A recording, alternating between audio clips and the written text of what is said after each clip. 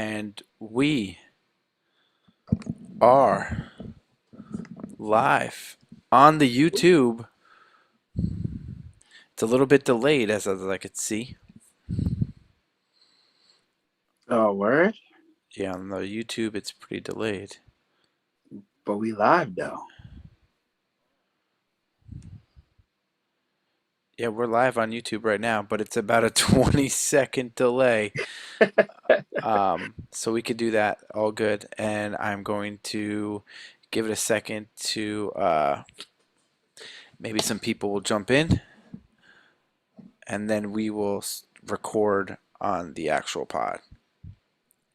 Ooh, I'm excited. Too bad I can't catch the other one and throw it up so that way I can see the comments on my side too. I'll keep you updated on it. No comments yet. I'm excited. All right.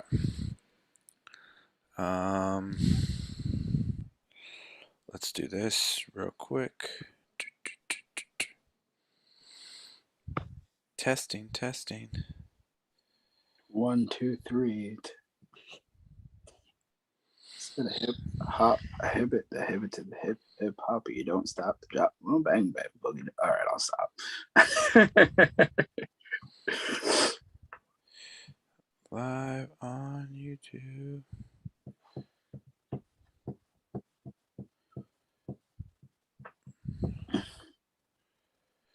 All right. Let's just start. Why not? All right. Let's do this shit. Let's go. You ready? No, 3, but I'll get ready. 2, 3, 2, 1, and welcome to Disaster Party Podcast. As always, this is Rob Cedeno, joined by my co-host. Oh, daddy, it's your boy Andy Bivians. It's Bivians. I am the one true daddy of professional wrestling and your American icon. And listen, tonight I got my top Spidey pick because tonight we're on episode 56. Whoa, daddy. Oh, yeah.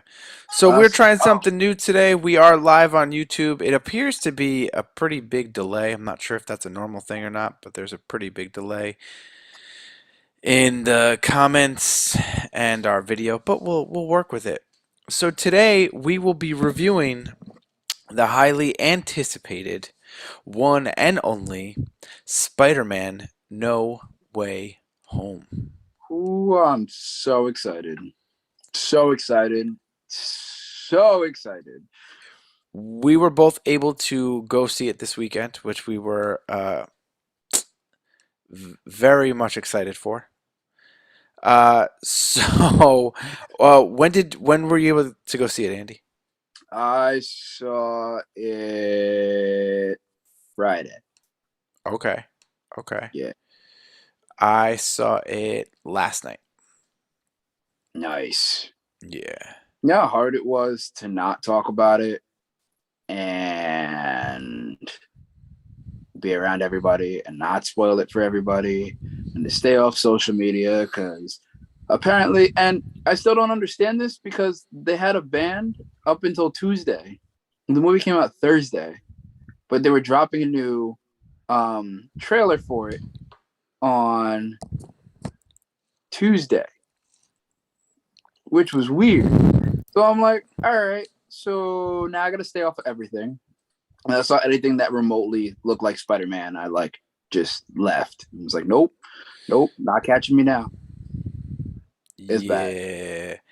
I had a scene scrolling through TikTok. I saw from someone who recorded on their phone. I saw something spoiled. And after that, I was like, oh, I'm not going on any social media until I see this movie. I was really upset about it. I was like, God damn it. But also, I figured it out.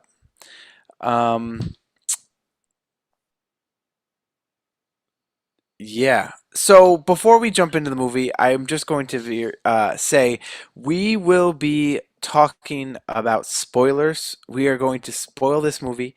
If you have not watched this movie, if you care about spoilers, steer clear. This is your warning. I'm going to say it again. Spoilers, this is your warning. Yeah. So, I just gotta say that this entire episode will be full of spoilers. Spoiler, spoiler, spoiler, spoilers. spoiler, spoiler, spoiler. But also, this episode, if you don't care about spoilers and you want to listen to us, absolutely wonderful. Hang on, because I'm going down a rabbit hole. I guarantee it. If you do care about spoilers, shut this off, save the video, watch the movie, then come back to it and then join us. Let us know what you think in the comments. Let us know how you feel. Were we spot on with what we were saying? Does my rabbit hole make any sense? Because I literally felt like I was in the Matrix as I was sitting there. Um, spoiler, spoiler, spoiler, spoiler, Spidey sense tingling. Stop this video. Spoiler, spoiler, catch a brick. Spoiler. See what I did there? Ah, that's true. That's true. All right, Andy. Spoiler.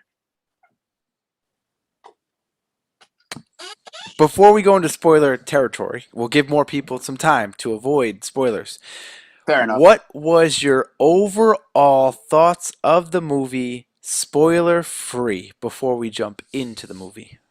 So we've gone over What If. We've gone over all the Disney Marvel, the Falcon Winter Soldier. So like I have always been excited to see how they were gonna progress with this next phase, especially when in Endgame, spoiler alert, if you haven't seen it already, it's been out for a while. I'm sorry, but I'm not sorry. Everybody pretty much you lose all your favorite characters.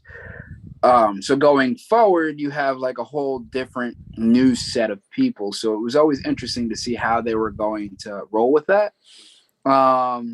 Just with the hints of what it could have been for Spider-Man made me very excited. So was very happy when I saw the movie. I thought it lived up to all of its hype, and I people say they thought that it was better than Endgame. I disagree. I don't think it was better than Endgame, but I think it's pretty much up there with Endgame and what they can do. Spoiler, spoiler, spoiler, spoiler, spoiler, spoiler. You'll find out what I mean later on. Spoiler, spoiler.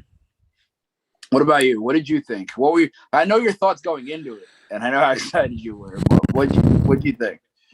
I honestly thought it was fucking awesome. Like we were talking in our group chat earlier, and it really just felt so, I don't know. It just had a little bit of everything. Like it had um, action, it had comedy, it had story of redemption, it had fan service, it had surprises, it had unexpected spots. It's gonna play a huge role into future movies. It brought in old movies. There was death. There was like it just had like to me it just had a little bit of everything, and I really enjoyed it. Okay, okay. I could definitely see all of that. And it's funny because like a lot of people hate when movies do fan service, like Batman vs Superman and their fan service. Well, then again, the movie was all about that. But yeah, I think you're spot on. Like it had literally everything. Um, I was excited to see it. I know you guys will be excited to see it and hear it, and you'll probably hear it in our voice as we continue to go down this memory lane of Spider-Man No Way Home. No Way Home, baby. All right, so where should we start? Just start from the beginning, huh? Yeah, we could. Okay, all right. So, if you remember the previous Spider Man movie, it left off with Mysterio dying, blaming Spider Man for his death, and revealing that Spider Man in the MCU is Peter Parker. Spider Man No Way Home starts out at that exact moment. It literally, the exact moment. Peter Parker is on one of the street lights. He hears about he sees like the news station saying that it's Peter Parker. He goes, "What the?"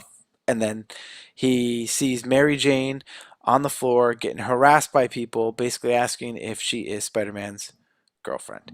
He jumps down to save her from these people, from this like mob of people, and he starts swinging her around town, and she's getting nauseous, and she's like, "Oh, I don't like this," and then they end up going into the subway because everywhere they land, they like there's helicopters and stuff, and they're finding them. They go on top of a bridge, all this stuff. They go in the subway, and he's swinging down in the subway, and she's like, "Oh, that was even worse because they almost got hit by a By subway car." Drake. Yep. So then, for some reason, Peter thinks the best idea is to go back to uh, Aunt May's house or apartment. And it's funny because while they're there, Aunt May is breaking up with Happy at the door. Peter and MJ sneak in through the window, and they hear like Happy and Aunt May hear something, and Happy's like, basically, we don't have to end it, right? And then he hears the noise. He runs into the room, goes, I have to check that out at least. And Peter is basically naked, just in his underwear, and MJ's hugging him. So they thought that they were having sex. So they're like, whoa, whoa, whoa, whoa. And then Aunt May's like, wait, as long as you're protected, as long as you're being safe. He Um, said, "Oh, you're MJ." yeah, and then she got so excited. Um, and then they're just talking. Happy and Aunt May are just talking about, how their breakup or whatever. And Peter Parker is trying to say like, "Hey guys, pay attention, pay attention." And then all of a sudden, all of these helicopters, these people are outside, and they're all kind of looking for Peter. Yeah, he tries to like close all the blinds with like his spider web and like keep them closed. And when they look on the TV, they realize like their house and their building is on the news pretty much. And he's pretty much been casted as like a menace to society. Like, pretty much everybody turns on him. I'd say about half of the people turn on. Yeah. Because then that next scene, they were going back to school, and Well, there's no, this big I think the next scene is when they get arrested. No. yes, yeah, you're right. And they get questioned. And And they question Ned, MJ, Peter Parker, Aunt May, and Happy. MJ is like, I know my rights. You can't tell me nothing. And then they go to Ned and they were like, "Man, he's been here so long. Get him some food, get him some water." He was like, "Yeah, we heard this other guy was Spider-Man's best friend." And Ned's like, "What are you talking about? I was the right hand man. I did this, I did that. Da da da da." So he was like, "So you're pretty much an accomplice, right?" And he's like, "I'd like to take back everything I just said from the record." Nope. And then Aunt May and MJ are walking past Peter, and both of them at the same time yell at Peter, "Don't say anything to them until you get a lawyer." Yep. So this whole scene is basically showing that, like the people who are against Spider-Man, they're saying, "Oh, Stark Industries is under investigation due to Spider-Man. Happy's getting in trouble because he's associated with Stark Industries." All this stuff. Um, I guess because they didn't have any evidence, they let them free, and they end up they're sitting in Aunt May's apartment again, Happy, Aunt May, and Peter, and they're talking to a lawyer. And all of a sudden, this lawyer, spoilers, is Daredevil. Daredevil. Uh, what's his name? I know Matt Charlie Cox Murdock. is the actor. Matt Murdock. Matt Murdock. Yep. So we have Matt Murdock's first appearance in the MCU, and he's basically telling Peter that they have nothing on him. He should be okay. His charges should be dropped. Aunt May, her charges should be dropped too. But he was not. He was not working for Happy, and basically he's saying like, Happy, you might be screwed. You And need a then you good hear, lawyer. yeah, oh yeah, you must, you got to get a really good lawyer, Happy.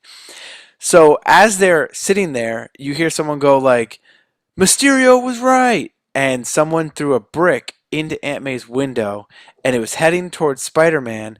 And then Matt Murdock, without looking, because again, if you don't know, Daredevil's blind, he just puts his hand and catches his brick backhanded, then blocks Peter.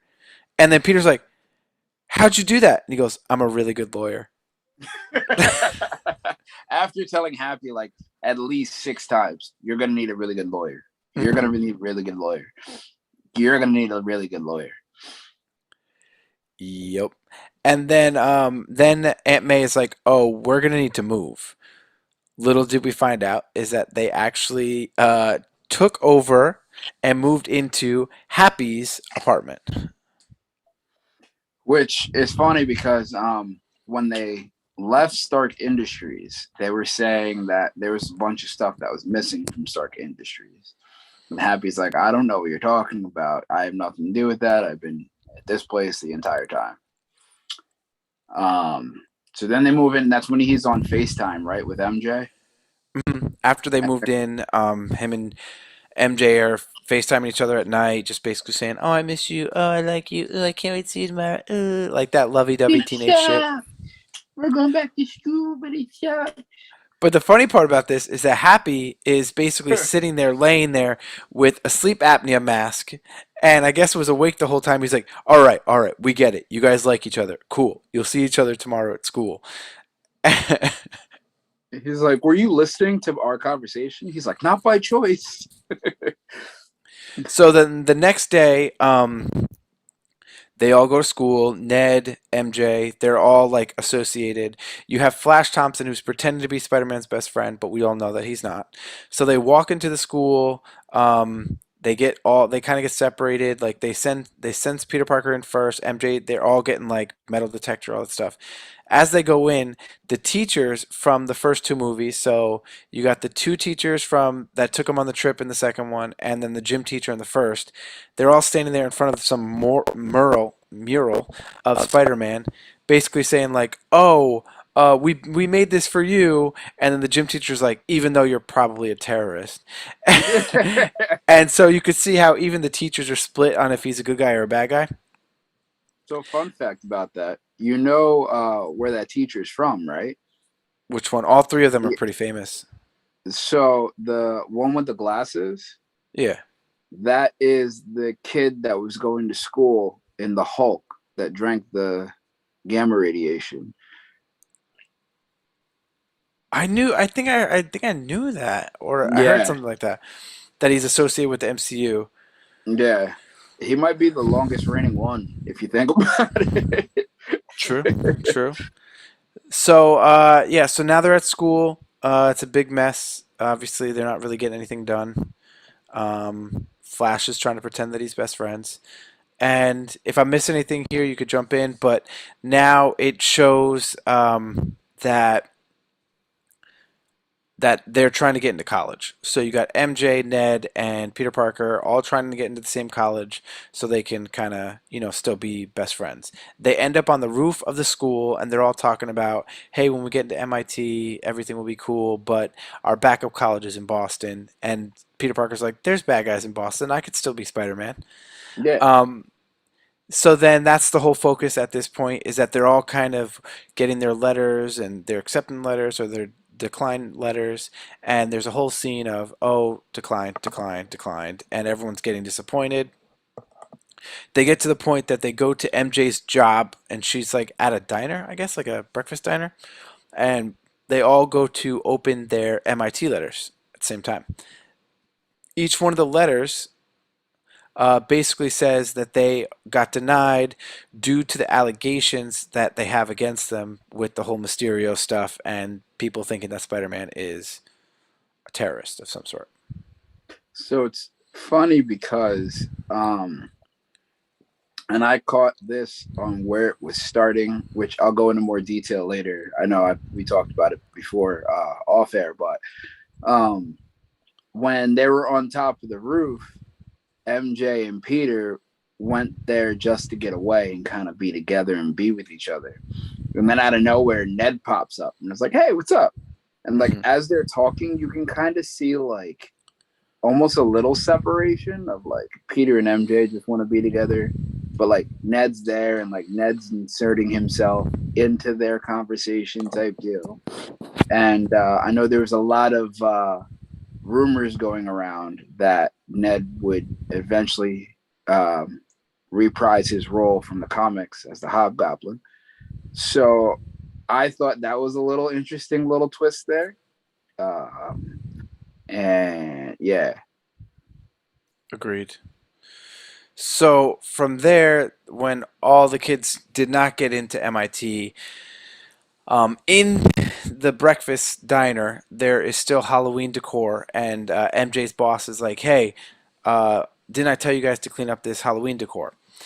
And she's like, "Oh no, you said somebody else to do that." And he's like, "Do it now."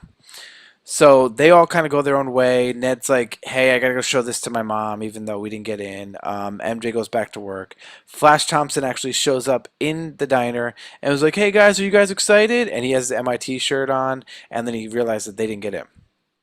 So Peter looks at one of the Halloween decors and he sees it's like a wizard, and he's like, "Oh shit! Like maybe I should go talk to Doctor Strange."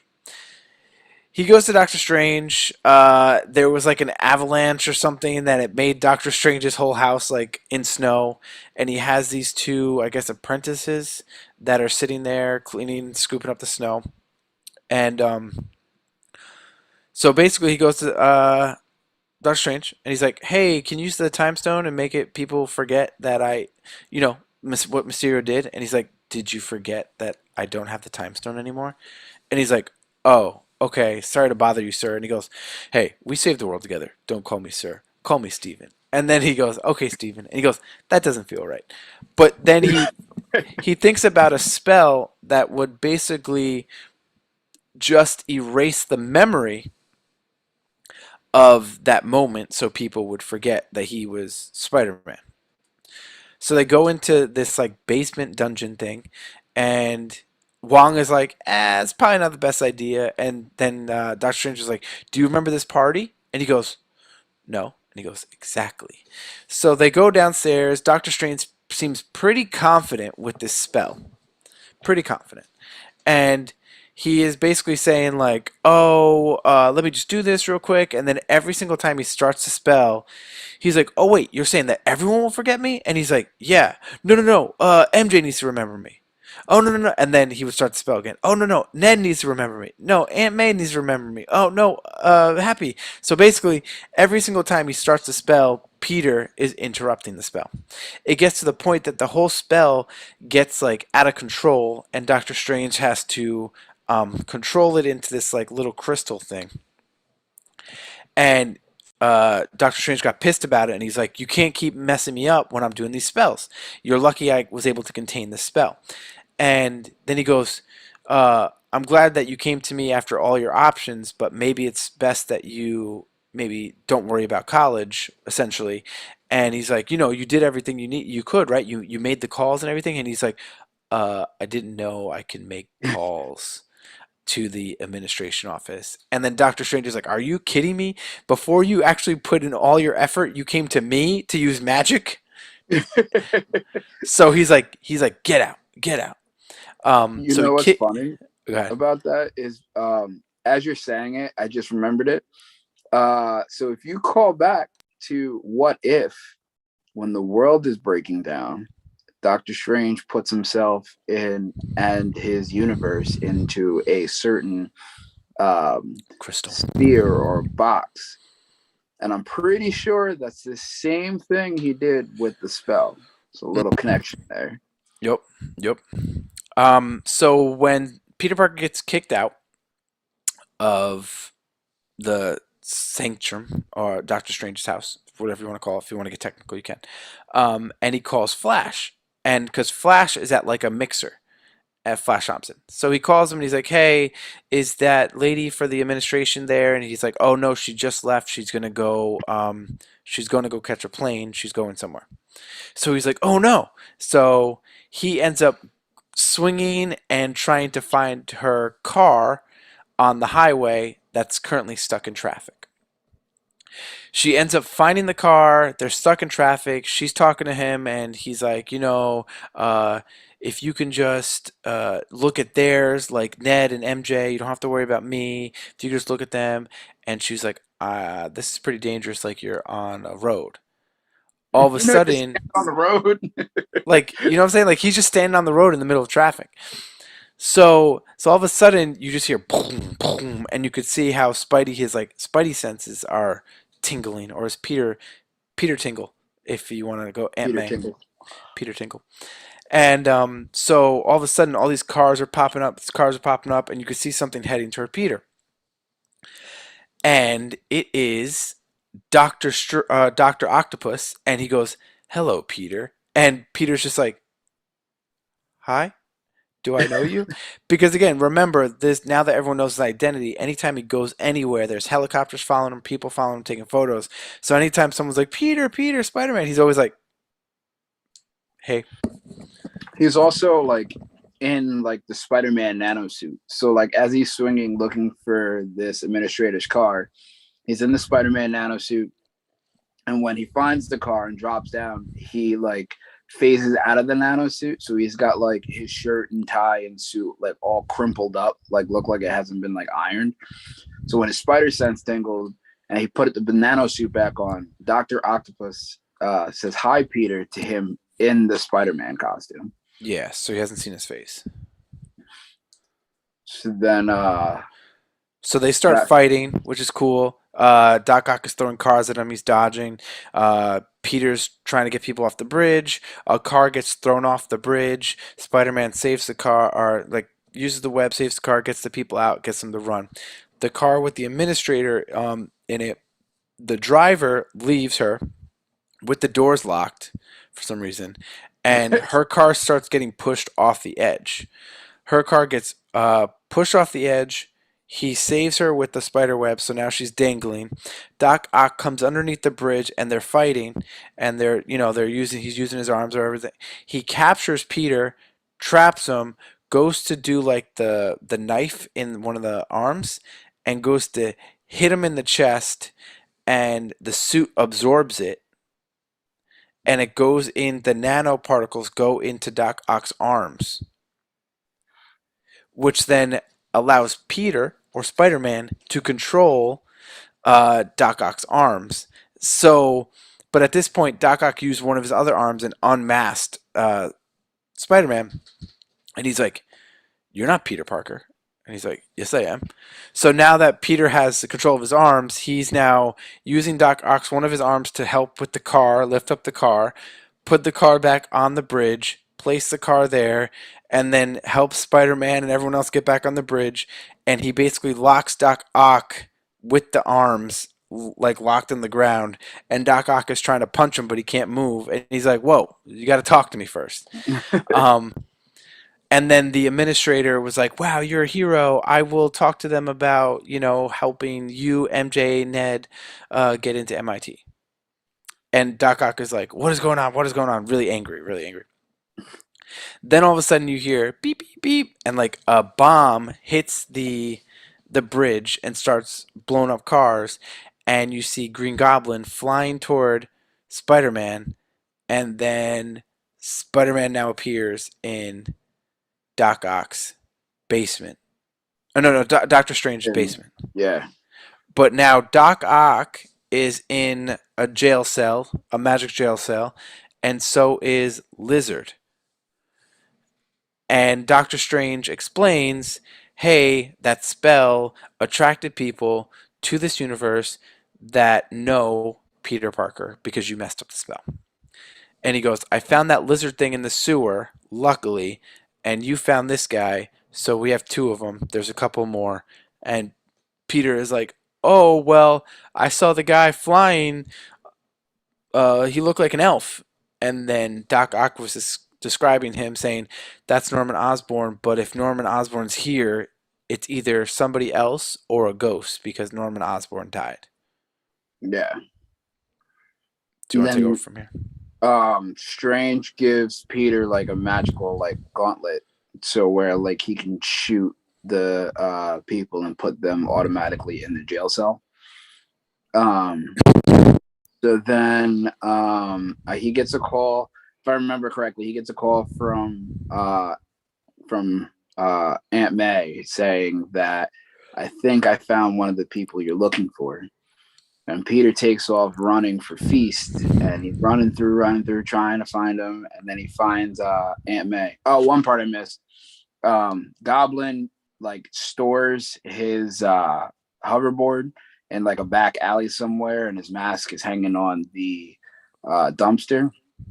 And Goblin is talking to Norman.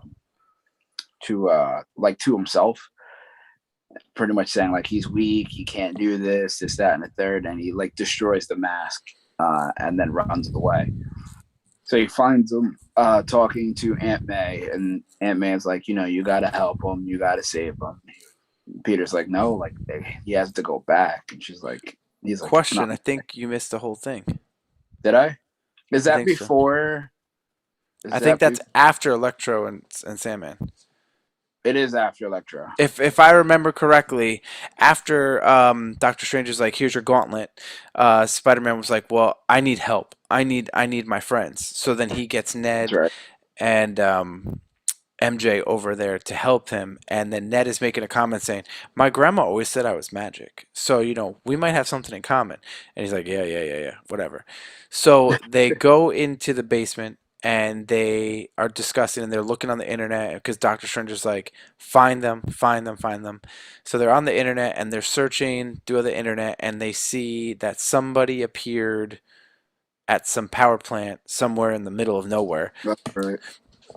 So Spider-Man, he's swinging in the middle of nowhere. You could see it's like he's swinging on power lines.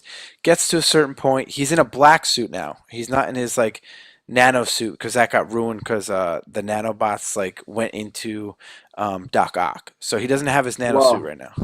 the suit that he's in is the suit that he spilt paint on, that he was trying to get the paint out of.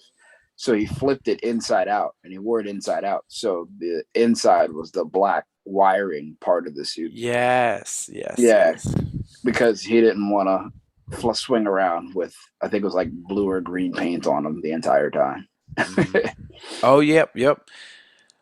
So when he finally gets to this spot, you see he's like sitting there with looking at the wristband, and you can see behind him Electro is starting to form, and you can see the like with the electricity, and Electro forms, and Spider-Man turns around because MJ and Ned are on on like his phone on his chest while he was swinging over there, and they're like, shoot it, shoot it, shoot it.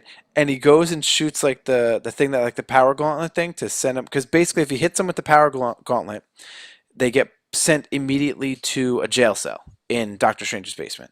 So he goes to shoot it, but because he was still electric, it goes through him and it hits a tree, and a big tree gets sent to Doctor Strange's basement, and they're like, "Whoa!" And Ned and MJ are like, "Whoa!"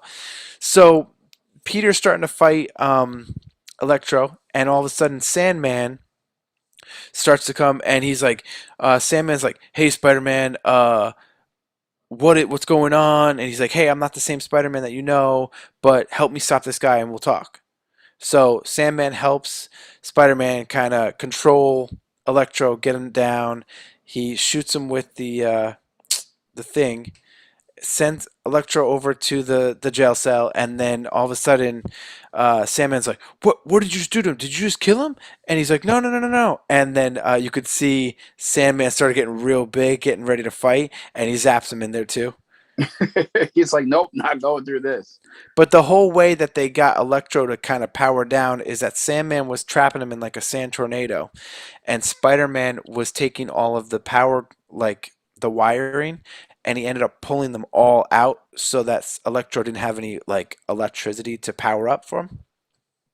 So once he sends both of them there, he goes, "Hey guys," to MJ and Ned. He goes like, "Hey guys, I'm gonna stay here and kind of fix all these cords so they have one less thing to blame me about."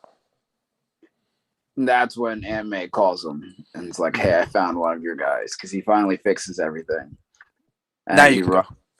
he runs to Feast, and Osborn's talking. He's like, I have no idea where I am. So he kind of feels like it's kind of like Osborn is lost. And Aunt May pretty much tells him, like, you have a responsibility. With great power comes great responsibility. have to like help them. He's like, okay. So he's like, Osborn trusts you. So he brings him back to Doctor Strange's lab, and that's when he walks in, and Osborn sees Doctor Octavius, and is like, "Oh, Otto," and he's like, "Osborn, but how is that possible?" And then Strange walks in, and Strange shoots Goblin and puts him in a cell too. So he's kind of like freaking out, and he's like, "No, no, no, we're gonna help him." So he's like, now that we got them all back, we have to bring them back. But then they find out that they all died in their respective universes. And if they go back, they're going to go back into the time of when they all died. And Peter's like, well, if they go back, we're going to kill them. He's like, every Spider-Man in that universe killed them. We need to save them back. We can't send them here because then more people are going to come out. And then the lizard talks, and they're like, wow, we didn't know he could talk. So then Strange goes to pretty much finish the spell and lock the box up, hit this button that sends them all back. And Peter grabs the box and starts running outside. But then Strange does his little finger magic deal and opens a portal. So Peter starts falling through the universe, I think 10 times. And then he catches the box and he's fighting Strange. And then finally Strange hits him with the what? That's what I was gonna say. Before they go in the mirror realm. Yeah, Strange hits him with the outer body punch, the outer body experience. So Spider-Man is holding on to the box, and Peter's just floating outside of his body. He's like, "Whoa, what did you do to me? This is so cool." And Strange is like, "I'm gonna take the box now," and he goes to reach for the box. He goes like this and this. He goes, "How are you doing that?" And in my Yeah, it head, was like almost like his spidey senses were making moves without him in his body. It was kind of weird that they never really explained it. that's actually exactly how I took it. It's like his body's still there, so his spider sense is still there, but his soul is outside of his body. Um, so then you see Peter kind of like swimming back into his body, flies in. Then Strange puts him in a mirrorverse, so like everything starts like collapsing. But then Spider-Man realizes that the mirrorverse is just geometry. So he gets all excited and he starts doing like mathematical equations to like the objects that are folding and bending. And I think Strange hits him with a train at one point, and they're like running on the train, fighting on the train. And then Strange is like, you can't do this. You don't know what's gonna happen. They have to go back. You're gonna bring in other universal people that know you're Peter Parker. He's like, but I gotta try. I just have to try. So then he does his geometry, and then he traps Strange in this giant spider web. Takes the box, hops out of the portal, and locks Strange in the portal. And he takes his ring. Oh, he takes his power ring too. Yeah. So he's back with MJ and Ned in Strange's basement, and he gives Ned the ring and MJ the box and says, if you don't hear from me or I don't come back, press the button. So Ned's like all like in awe because he has Strange's power ring. He's like, oh, I'm magical. I got magical hands. And he was like, hey, by the way, we know the lizard talks. Is this tree like some mythical creature, or did he grow, or does he talk too? And he's like, Ned, it's just a tree. No, that's Electro's like, bro, it's just a tree. Oh yeah. So then When he gets back, yeah, Spider-Man's basically going like, "Hey guys, I have this plan. I want to see if I can help you guys." And they're like, "Whoa, why would we do that?" Blah blah. And you could see, like, even the villains were turning on each other. Like, Doc Ock is saying like, "Why would I help you?" And then Electro's like, "Well, I like this new world power, this like electricity. It feels nice, and I'm a different person." Because even you got to think, Lizard and Electro were from the same universe, and they knew each other because they both worked at Oscorp. And Lizard yep. is going, "Hey Max, weren't you some nerdy guy with a comb over? Like, you didn't have any friends. This is not who you are." And Max is like, "Yeah, but I like it. This is who I am now." And then he was like, "Didn't you die because you were turning people into lizards, kind of thing?" And then all the villains kind of figure out how they died. And then even Doc Ock's like, I just remember I had my sun machine and I was in the river, and then all of a sudden, oh wait, I came here. And then even like Sandman was, because he never died. If you know, he never died in any of the movies. So he Yeah. even said, he goes, Norman, you got killed by your own glider, and Doc Ock, you drowned in whatever, the Hudson River or whatever. And they're like, no, no, no way.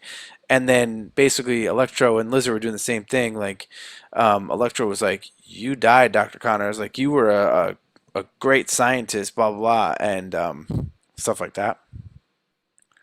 They like couldn't remember anything after a certain point after they were fighting Spider-Man. Yeah. So he was like, do I stay here and die, or do I go with you and possibly die? Well, Yeah. here's my option. So then Spidey's basically like, all right, let's figure this out. He takes all five of them to Happy's apartment, which is not the best idea. But Lizard stays in the truck. So here's the thing.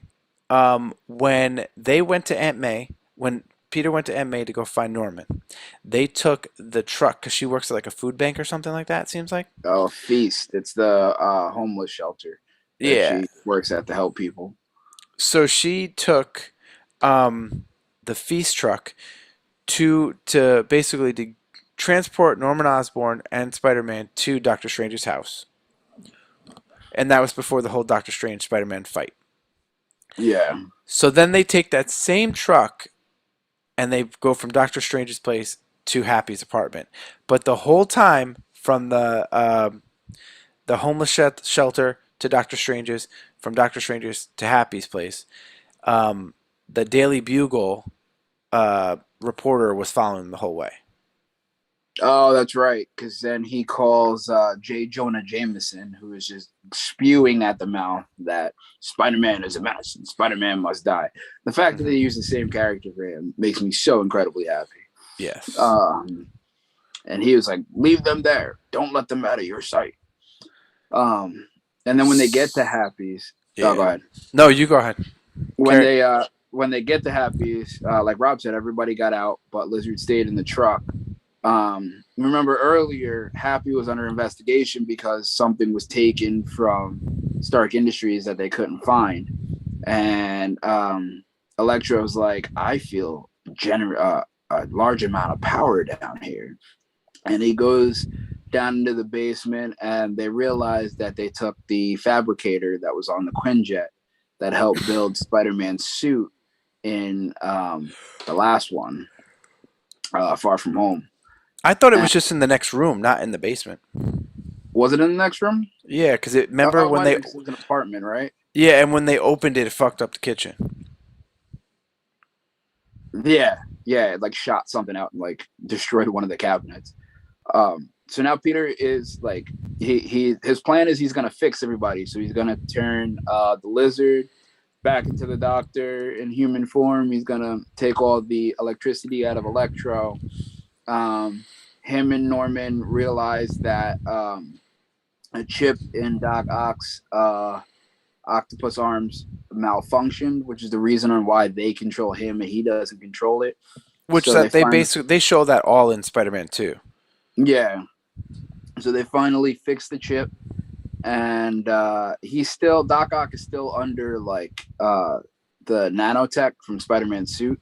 Mm-hmm. So he raises him up, and he's got him like under his will, and Doc Ock's trying to fight it, and he replaces the chip in his neck, and Doc Ock like it looks like he dies, and he's just hanging there. Yeah. And then he comes back, and he's him again, like the chip worked. So they're like, all right, they're on to something. So he's like, how can I help?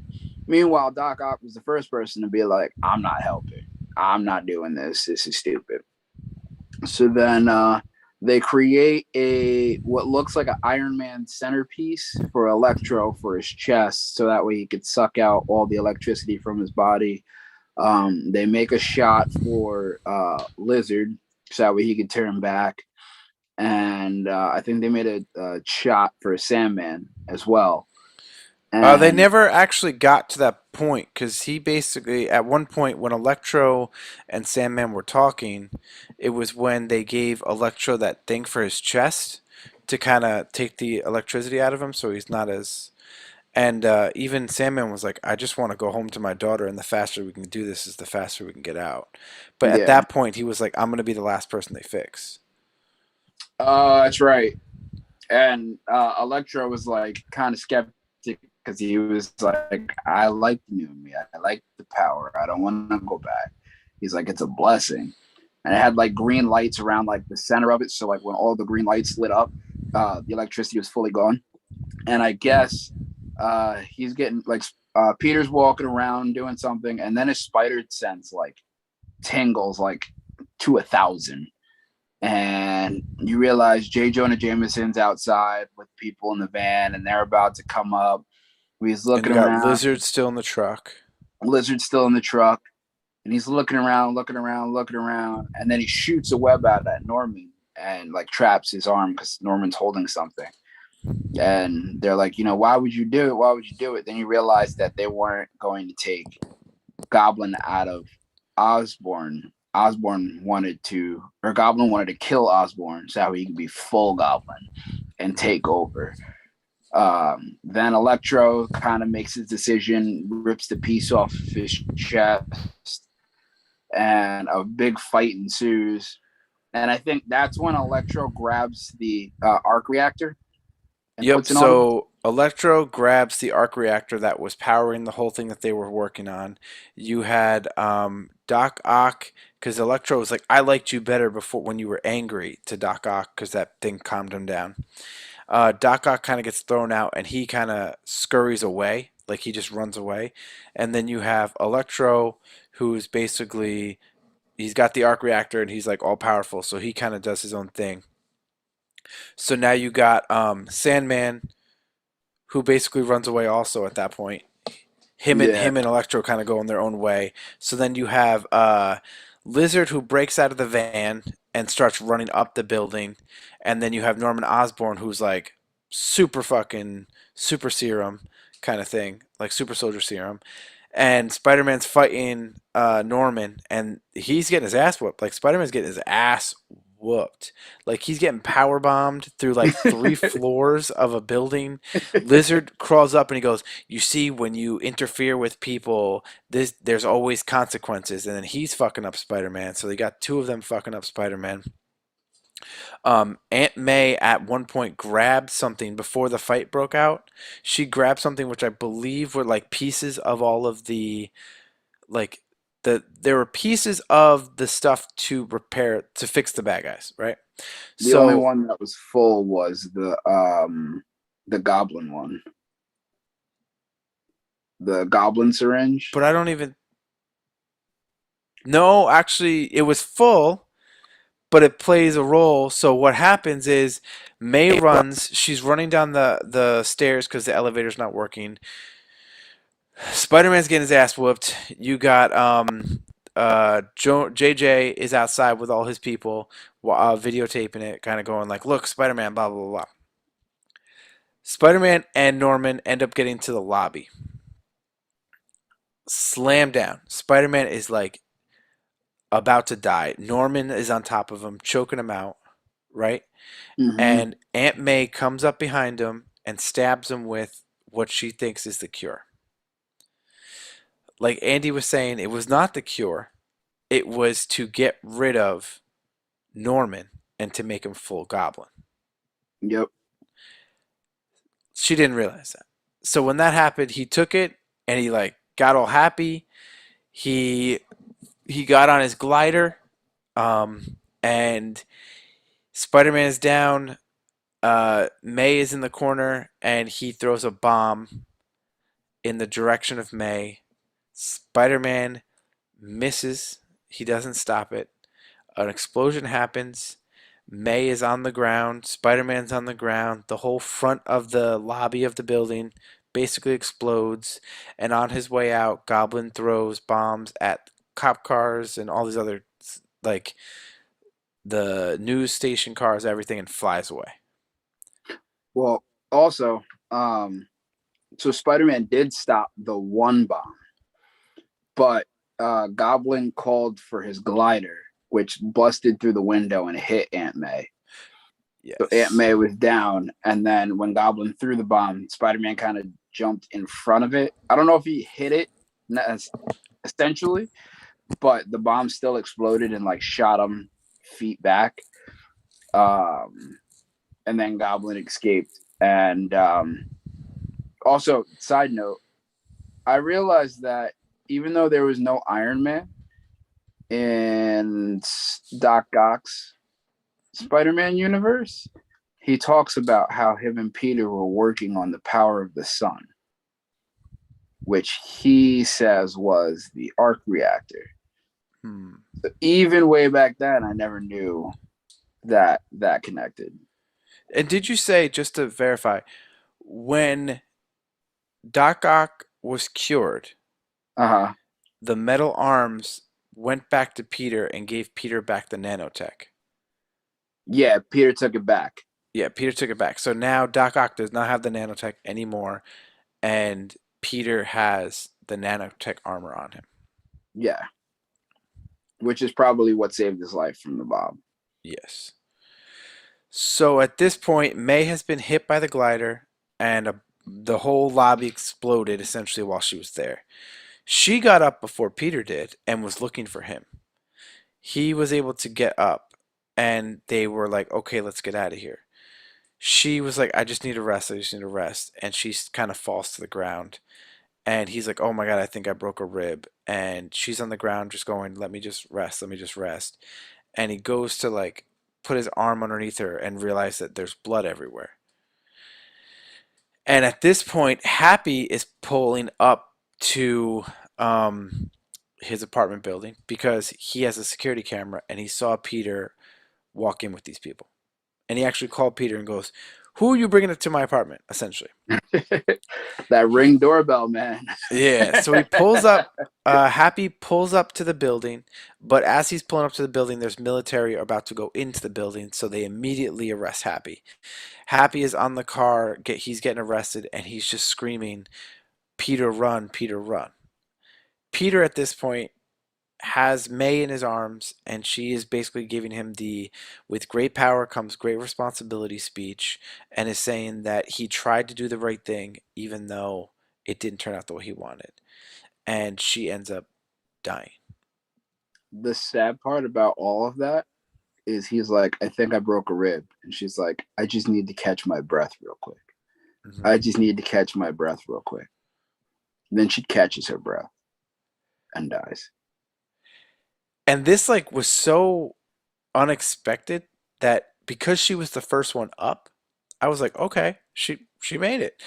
And then you could just see him again. He's supposed to be in high school. He's a senior in high school, and you could see in his face. And again, I know later on I'm going to get a little bit more on the thought the thought process side, but like you could see in his face that he's like realizing that he made a mistake, and this mistake like is killed his aunt, his only like true family.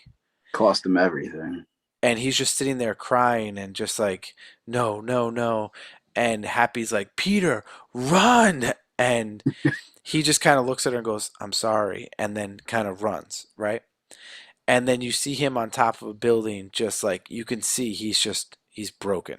Because not only did he just lose his aunt, but fucking Green Goblin like whooped his ass. And all of these villains are loose and like they're about to go fuck people up, right? Did you catch also that I don't think she was dead until he left? Oh, because Because a tear rolled from her eye. a tear dropped from her eye as soon as he like left. So I didn't catch if like that was like his tears or if that was her tears. And like to think of like the time span of what this kid's been through, he just lost Tony Stark, his mentor. Mhm. Aunt May was the only one that was left.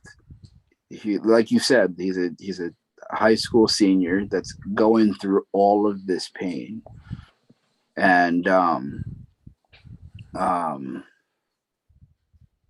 I forgot where I was going through it with that, but it looked like Happy like kind of stopped in front of them and like didn't move to give him time to Hmm. kind of like, all right, here's what happened. All right, now I gotta escape.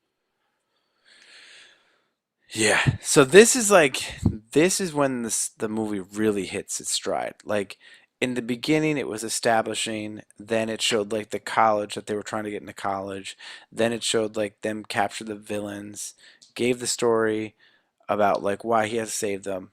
He made the mistake, someone died, big emotional like roller coaster going up, and you could see he's like destroyed. You could see Peter is like destroyed. He's sitting on top of a building. You could see it in his face. He's crying, all this stuff. It then goes to Ned and MJ. But they left, before they went to Happy's apartment, he left the box. Peter left the box with MJ and Ned, and basically said that if you don't hear from me, press the button. And because if they press the button, this is all over. Like everything's over. All these villains and everyone goes back to their time and they die and their lives go on to exactly the way that they left it, right? Yep. So if MJ just hit the button, May would have been alive. If Mm, if Peter would have hit the button before they went to Happy's apartment, Aunt May would have been alive. If yeah, Peter let Doctor Strange hit the button, Aunt May would be alive right that's everything he's going through in his head now. on Hmm. why he is the reason. Um, Also, I was just thinking about this. I could be 100% wrong, but listeners, or Rob, if you remember, Spider-Man, the Miles Morales game, when they're inside Ned's house, tell me that's not Miles's house. The way the dining room and everything was set up looked exactly like Miles Morales' house. I could Uh, be 1,000% wrong. I'm gonna say I didn't play the game because I don't have a PlayStation, but I don't know. I mean, I think. I mean, Ned and his mother or his grandmother were there, so I don't know if it was clearly Ned's house. It's true. That's true. Um, but yeah, so you're right. If she would have hit the button, and I think even like I think it's Octavius who's like, wow, how did he get her? Because she's like swinging the box around. I'll press it. I'll do it. I'll press Mm, it. Watch yeah. me. So at this point, we're at Ned's house, and it's Ned and MJ sitting at his dining room table, and MJ's like, "Have you heard from him?" He's like, "No, no, I can't get in touch with him." And MJ's like, I should just press it. I should just press it." And Ned has Doctor Strange's ring, the portal ring. Again, if you watch Doctor Strange, it's not like you can magically know how to make this ring work. Like you need some kind of skill to make it work. And you could just Ned is kind of just like talking with his hands, and he's like, "I wish I could see Peter right now. I wish I could see where he is." And he just goes like this, and he's like, "I wish I can just see where he is." And a portal opens, and from afar you see Spider-Man, and MJ and Ned are like, "Peter, come here, Peter, come here through the portal," because they know how the portal works.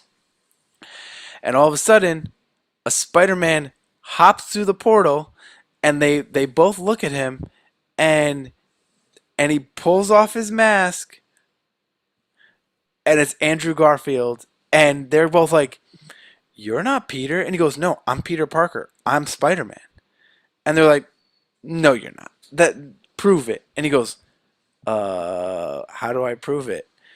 Climb on the ceiling." "I'm not doing that."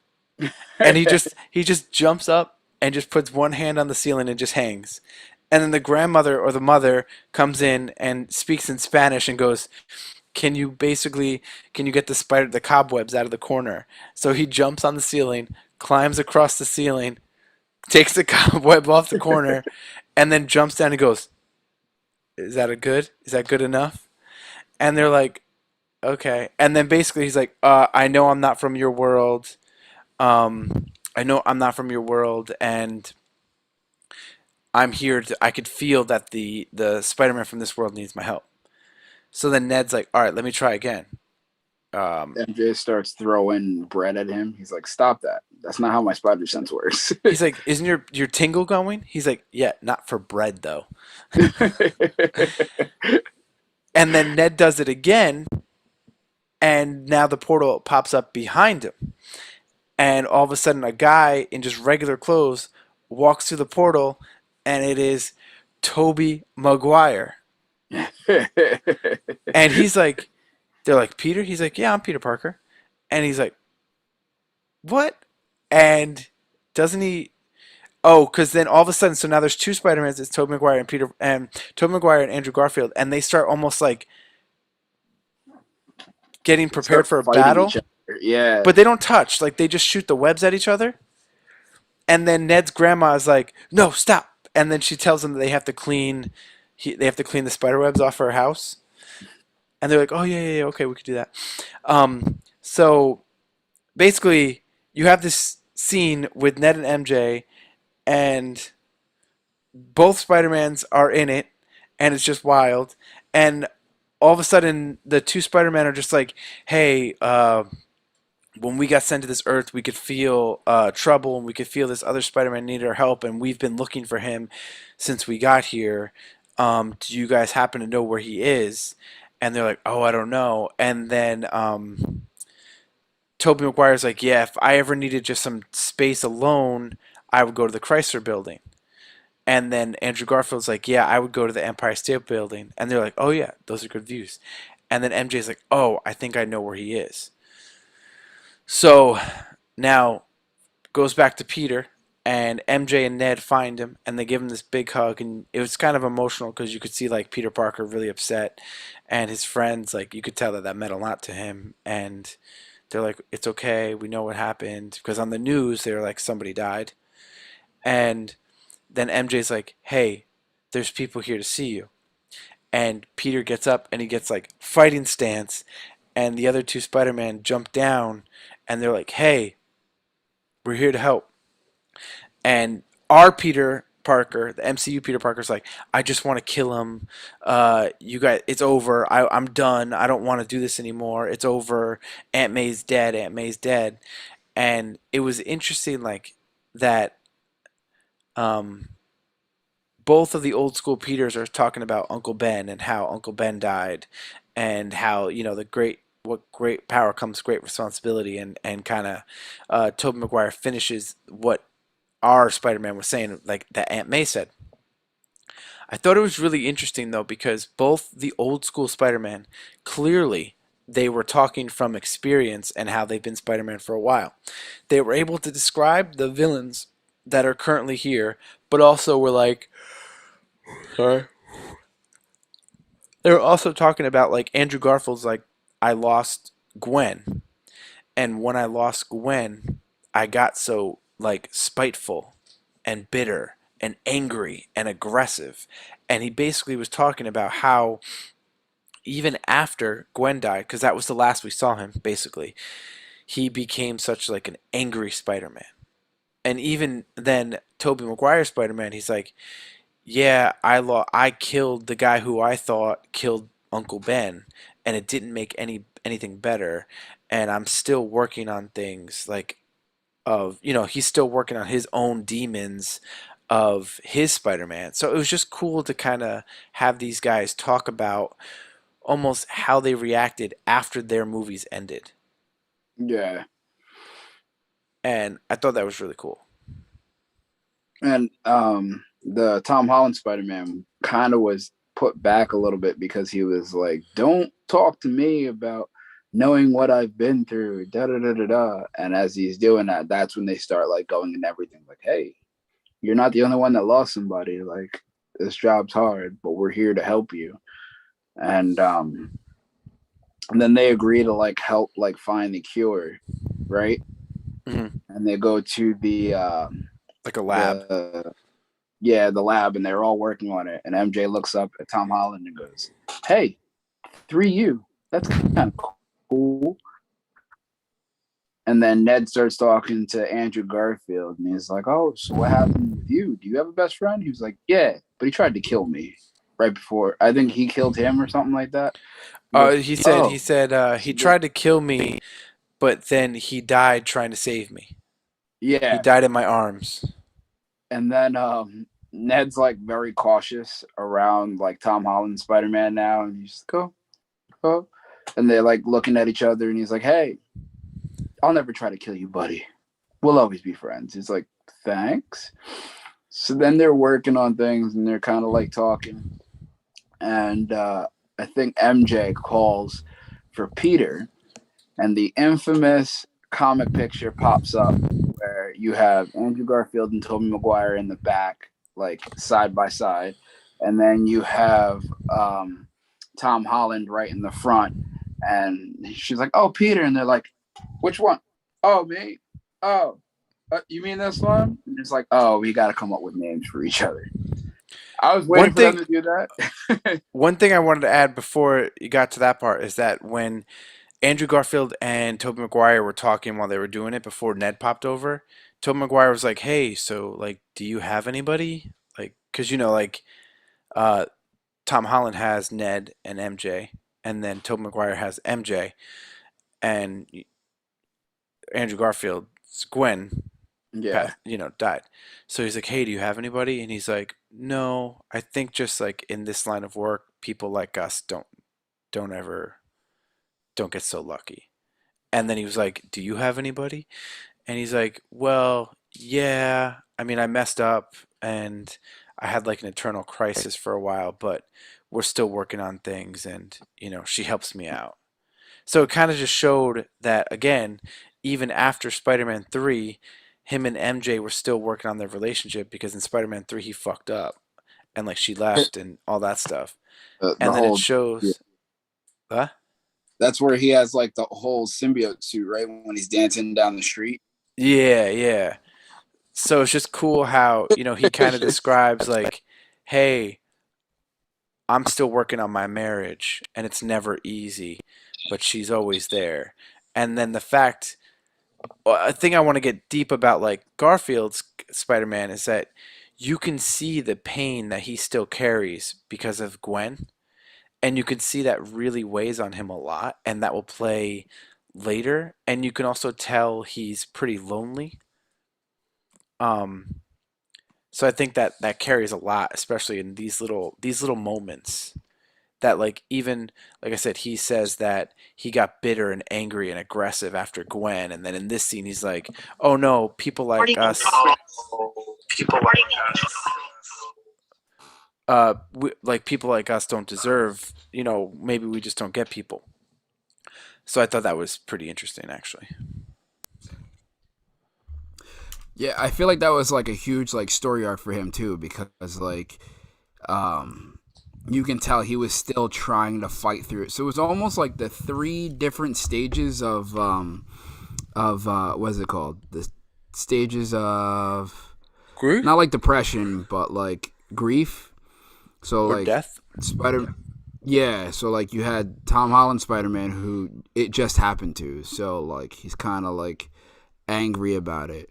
And then you still had Andrew Garfield, who's like he's still trying to get through it, and he's bitter, but he's like still it still hits him hard. And then you got Tobey Maguire, who's like, I went through all of this. I'm at peace now, but this type of stuff happens. It was almost like oldest brother, middle brother, youngest brother, a Yeah, dynamic. but I think he needed that because that I think they did a really good job with his character only because like it literally was right after the second Spider-Man. Plus you could tell in his character that what happened to him like affected him. So like it never like changed in this movie. It kind of progressed with it, which I think was a big thing for him. So after this part, they realize that they have to make a plan, and their plan was to, go somewhere safe to lure the guys so they can kind of trick them and, use these things that they just created, right? Yep. So Jonah Jameson is on his show, and Tom Holland calls in on the show, and he's like, "Look at this, we have, villain Spider-Man." So Tom Holland is basically saying like, "Hey, um, this is all my fault. And Jonah Jameson's like, yeah, of course it is. Ha ha. So he's like, I'm gonna try to fix this. If you guys can, pray for me, I'm gonna do my best. And then he's like, and for those villains, if you're watching, this is where we're gonna be. And they're at the Statue of Liberty, which has been being remodeled to have Captain America's shield instead of like the torch. Which, so now that I'm thinking about it, that Statue of Liberty was destroyed in the Avengers in the Battle for New York, right? I'm pretty sure. Are you thinking about X-Men? No, the Avengers. When they had the battle in New York. I Like don't everything remember it got being destroyed, destroyed? to be honest with you. I maybe not, because I know a lot of the MCU movies have gone back for like the battle in New York, and like a lot of things are different because of it. But they at first I thought it was the same scene that they were fighting at for Spider-Man 3, when it was Sandman, when it was Venom, and it was the Goblin. I thought it was the same like structure, which if it was, that's really awesome that they put it, and they did a really good job in doing little things like that. I'll explain more later. It was not the same though. It was not. But it was not the same. No. But the structure of it, like being a construction site, because I think the other one in Spider-Man 3 was a construction site too. Yep. So they had like little like nuances here on like the battle from 3 in this one, but they were all on 3 different Spider-Men. So, the 3 Spider-Man are having this like whole conversation before the villains get there about how, and they discover this in the lab, but they really talk about it now. And so all 3 Spider-Man are without their mask, and they're kind of just talking about how Andrew Garfield and Tom Holland have to like make their webs, and then Tobey Maguire, it just comes out of him. So they're like, so that just comes out of you? Does it only come out of your wrist, or does it come out of other parts of your body? And then Tobey Maguire's like, just my wrist. And they're like, can you explain? Because like, and then Andrew Garfield's like, it's really hard to make these webs, and like I run out of webs all the time. And Tobey Maguire's like, well, I can't really explain how I breathe. It's kind of just like something like that. It just happens. So it's kind of cool how you could see like they're just kind of bantering with each other and just kind of like, getting to know each other, making jokes, and kind of relating on things that only these 3 people would know. You guys ever have a web blocker? I get web blockers all the time. Oh yeah, he goes, don't you ever get like web block? And then Tobey Maguire's he's like, actually, I did back in the day, and it was a mind thing. I had web block. So then at this point, you can hear Electro coming through the clouds because he's electric and he's coming through.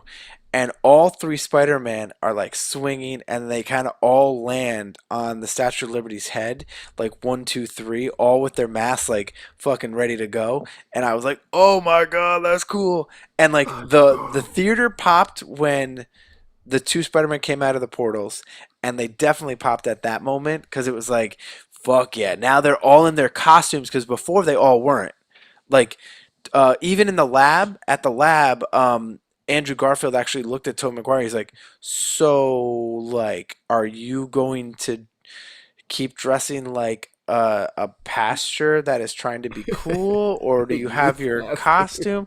And then Tobey Maguire's like, he just pulls his shirt down and goes, yeah, I got my costume. So this is the first time all 3 of them are in their costume. And it's all like their respective costumes from their respective movies. Yeah. Which So is now hard to keep up with at times during the fight.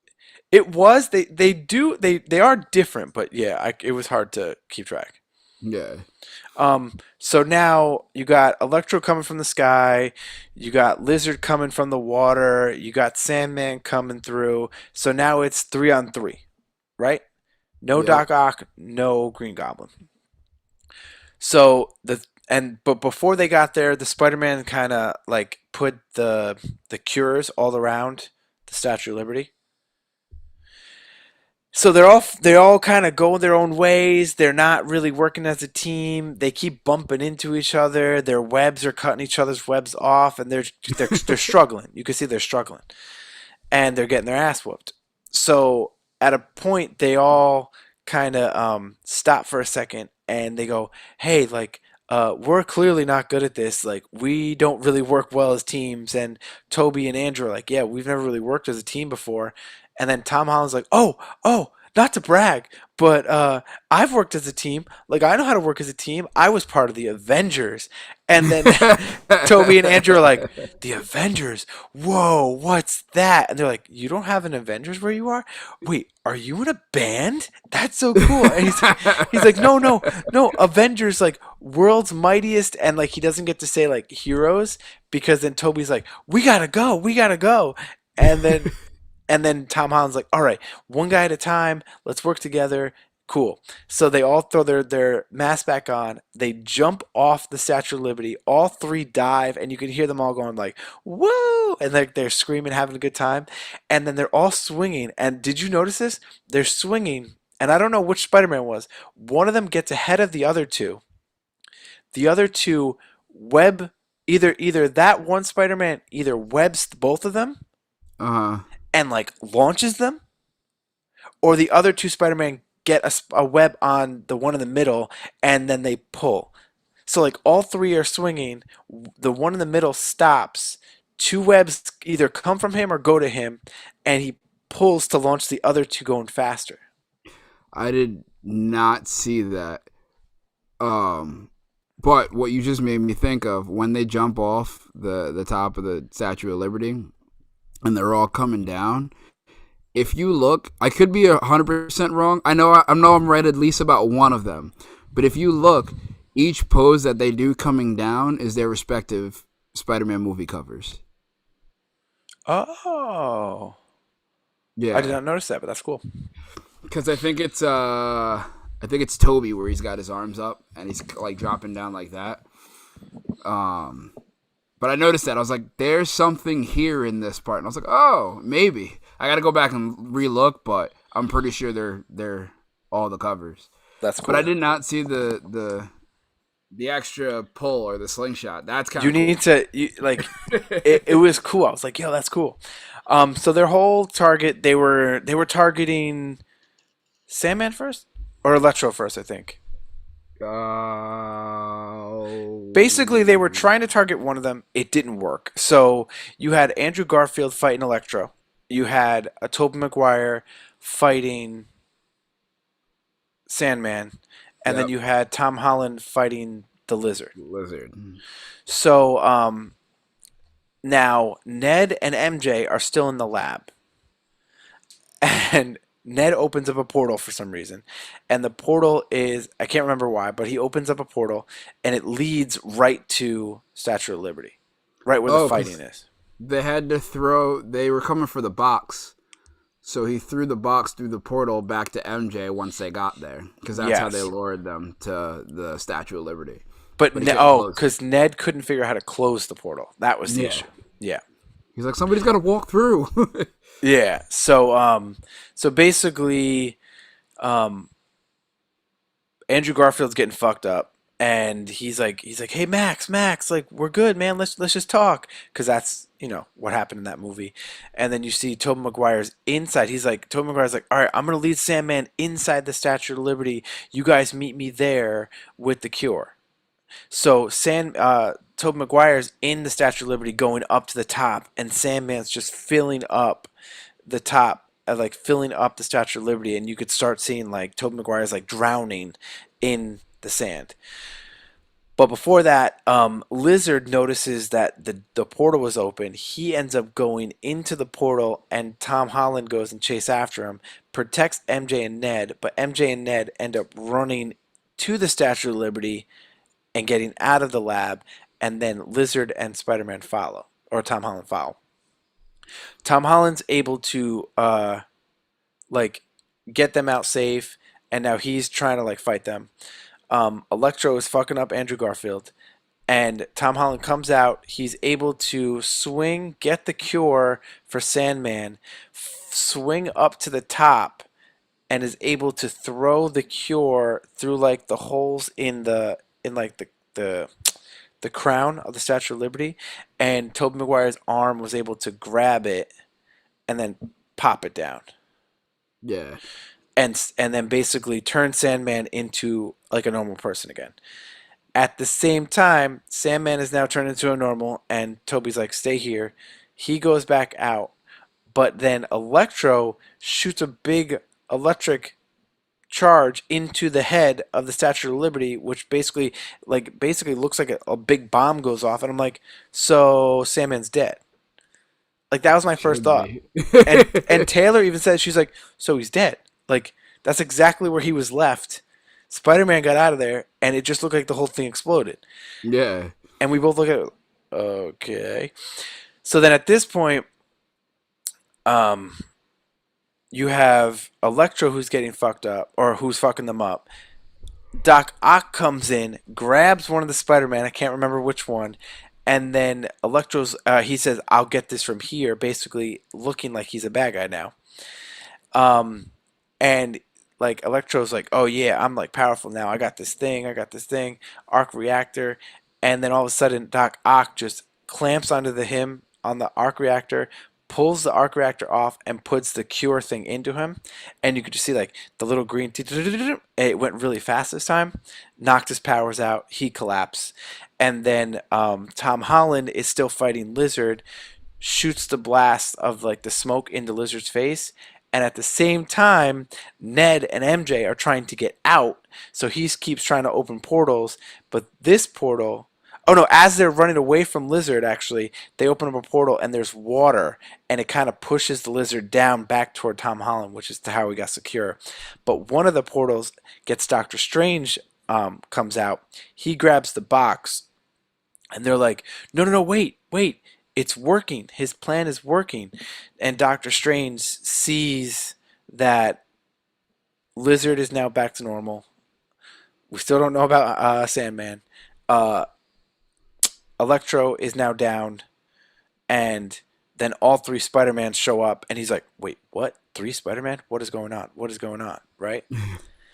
But at this point, Andrew Garfield goes to Electro because he's down. And he's like sitting there and goes, "Hey man, I'm maxed out. Like I got no juice. Like I can't fight you." And he's like, "Are you sure?" He's like, "Yeah, I can't fight you." So then he pulls off his mask and he's like, "Hey Max, like it's me, like Spider-Man." And he goes, "Oh man, he's like, "You're just a kid." And he goes, "Yeah." And he's like, "Man, I knew I liked you because you always help like poor people in like the bad areas." He goes, "Too bad though. I thought you were black." And Andrew Garfield he's just like, "I'm sorry." And then Jamie Foxx or Electro is just like, "There's got to be a black Spider-Man out there somewhere." Which again, I think it was teasing Miles Morales, right? Miles Morales tease right there. Yeah. So then, Spider-Man from the hood. yeah. So that was like their little like. Toby and Sandman had a little thing like, hey, like stay here.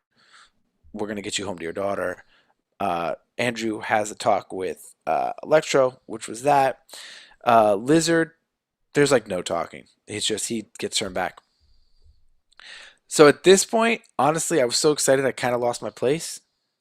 But I know that Doc Ock is there. He's a good guy now because he has the chip there. Yep. Doctor Strange is back. The 3 Spider-Men are there, and I know that Norman Osborn shows up. Yep. I think he throws a one of the goblin balls and starts blowing everything up, which then MJ and Ned lose their footing on the scaffolding. So okay, real quick. So this is that part in the trailer in the dark where you see a Green Goblin with the hood on, because in the alley, like Andy said, he destroyed the Goblin mask. Mm-hmm. So he's flying down, throwing a bunch of grenades. The Spider-Man avoid it.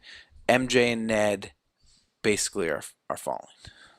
I think Tom Holland saves Ned. Oh no, I got it.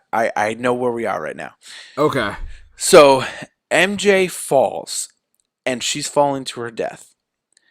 Tom Holland goes to dive after her. He gets, and you're like, oh, and like you could see their hands are like this, right? They're about to touch.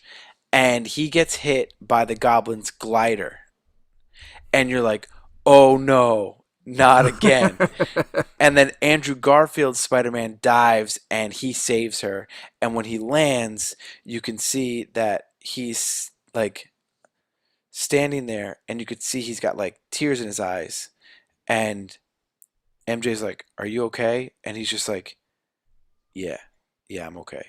But you could tell because again, that's how he lost Gwen Stacy. One thing before we move on is that when that whole series of like, "Oh, you're an Avenger" kind of thing. At one point, Andrew Garfield, before they go to fight, he grabs both of the Spider-Man and he goes, "I love you guys." But again, the reason why I'm saying that is because you're seeing that he's lonely. You're seeing that he's lives with remorse and pain and the fact that he jumped and saved MJ. And when that happened, I looked at Taylor and I was like, I bet you he says, I can't let that happen again. He didn't say it, but you could see it in his face, like Oh he was yeah, he was saying it. that was a Then the good couple fact, minutes too that they let that cook. yeah, and then you Yeah, could see that like he really likes being part of a team. That's why he's like, I love you guys. And again, a genuine guy. He was trying to talk to Electro and trying to talk him down. And then when he revealed himself to Electro, he even apologized for not being black. Like just like an innocent. You could tell he's just like an innocent, lonely guy that just wants to feel wanted, and he wants to kind of redeem himself for his losses. yeah. So he saves MJ. He puts MJ down. He goes. Ned falls, and you're like, oh fuck, he's gonna die. And then Doctor Strange's cape jumps off of Doctor Strange and goes catches Ned, and then he places him down. He's like, thanks, cape.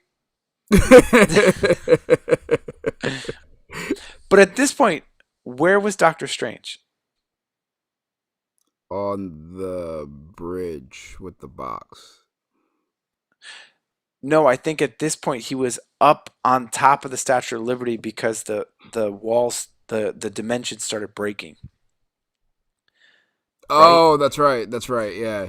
So yeah, he's not doing any magic yet. He's just trying to maintain. So Okay. I think he's on top of the Statue of Liberty. There's cracks in the universe coming across the sky, and he's like trying to shoot them to like repair them.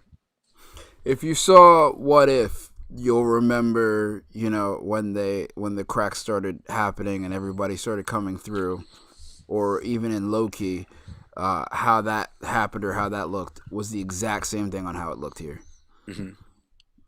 So yeah, so Doctor Strange is busy now. You have so Tom Holland is now down fighting with Norman Osborn. Yeah, because he hops on top of the glider and grabs one of the goblin balls from the And glider and then like yep. sets it off, which they fall into Captain America's shield that was exploded and fell into the ocean or that little like And waterway. you had Andrew Garfield who just saved MJ. I don't know where Tobey Maguire was. I think he was watching Uh, from afar, maybe. he was with Andrew Garfield because they were Okay. both watching as Toby and Goblin started fighting, or not Okay. Toby, or Tom. Holland. Yeah. Yeah. So now it's Green Goblin versus Tom Holland. And Tom Holland is just this is the most aggressive you've seen this Spider-Man. It was dope. He is just fucking him up. He is like he's punching him in the face. He's like taking his web to his head and like slamming it into his knee. He's knocking him down. He's like beating the shit out of him. And Goblin's just like laughing. He's like, this is all because of you, and just like taunting him. And then he picks up his glider over his head and he's ready to just like stab him with it. And then Tobey Maguire facing him stops him and doesn't say anything, just holds it and just stares. And then Tom Holland ends up putting it down. And as Tom Holland puts it down, Green Goblin stabs Tobey Maguire in the back. And you're like, what the fuck happened? He ends up falling.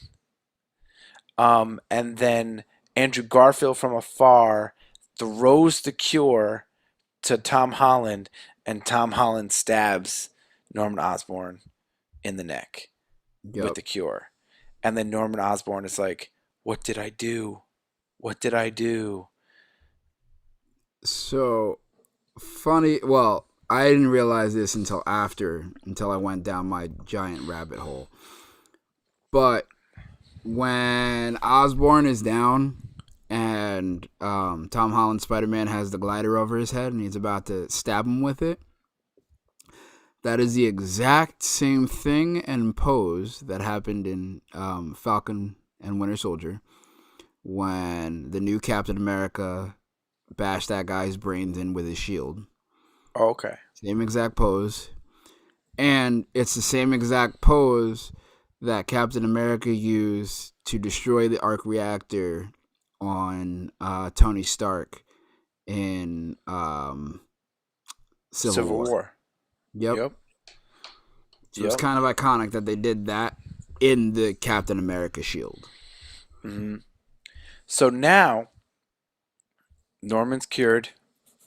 Garfield helps Tobey Maguire up, and he's like, "Are you okay?" And Tobey just goes, "I've been stabbed a bunch of times. I'll be fine." You notice the only one that had the most brutality is the one that got stabbed. Yeah. Yep. So then he's kind of has him over his shoulder, and you could see like even in this small little interaction between all three of them, you could see Toby and Garfield are kind of like buddy buddy. So Tom Holland is like, "Hey, I'll be right back," because he sees that Doctor Strange is struggling. He swings up there and he's like, "What's happening? What's happening?" And he's like, "The all the people who have ever known a Peter Parker are coming through at the same time, and I don't think I could stop them." We forgot one major point. Did we? Yes, we did. So, during the fight, after everybody is cured, before Goblin gets there, Goblin throws one of his Goblin balls into the box that has the button on it. Oh, yes. And yes, explodes the box, which is the reason on why you have the realities ripping apart and people getting ready to come through. That was so quick with all the shit that was happening in that whole scene. It was so quick. I'm not surprised we missed it. There was so much shit in that stuff, in that like whole thing. But yeah, Goblin came through the bomb in the box. Doctor Strange didn't realize it, and he went to go like put the box to press the button, and the box exploded, which then released the spell, which then caused the reality start breaking. And I think that's why they fell, because Ned and the box broke. Yes. Yeah. Also, I think I'm probably gonna say this wrong, because I always call them the wrong person. Kang the Conqueror, yeah, was trying to come through. You see a silhouette of him in one of the reality rips. Dude, you see Scorpion. Yep. You see Rhino. Yep. You could. I mean, I'm sure that if it was like at home and you could pause it and really see, I'm sure there's so many like Spider-Man villains that were trying to come through. Oh, absolutely. I thought that was kind of cool though. Yeah. So Spider-Man goes up and Doctor Strange is basically like, "Hey, the only way to fix this is if everyone has to forget who you are. That's the only way we could fix it, is everyone forgets." And he's like, "Really?" And he's like, "Yep, it's the only way it could work. So go say your goodbyes." And he's like, "Okay, if this is how we have to do it." So he goes down to the Spider-Man first, right? And he's just like, Yep.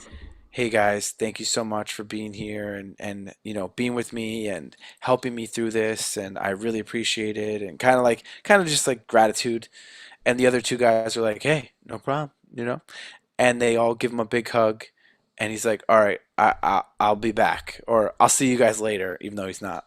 Yeah. Goes to MJ and Ned, basically tells them like, "Hey, it's getting bad, and the only way to fix this is if everyone forgets about me. And then they have this discussion like, "Hey, I'll find you. I'll make sure that everything's good. I'll find you. We'll make everything back to where it is." And MJ's like, "No, no, no," and Ned's like, "I trust you." And MJ and Ned, no, MJ and Tom Holland kiss, and Ned's just standing there, which was weird. And so then Tom Holland swings off, and basically he swings off, and Doctor Strange finishes the spell. All the portals close. You start seeing all the villains kind of like vanish into their. They're all cured, and they all vanish into their previous dimensions. Norman goes, the Spider-Mans go, all of them go. And that's pretty much how that ends. And then it shows Tom Holland walking down the street, right? Is that where we're at now? Yeah, in the snow, going back to that same spot that MJ worked. Oh no, but wait, And JJ is on the news and he's like, that damn Spider-Man destroyed the Statue of Liberty or something, like basically like the menace of Spider-Man. And he basically is just talking shit, and he goes, and then he's like, if only Spider-Man had the courage to reveal his true identity. so like the spell worked. Yeah, yeah.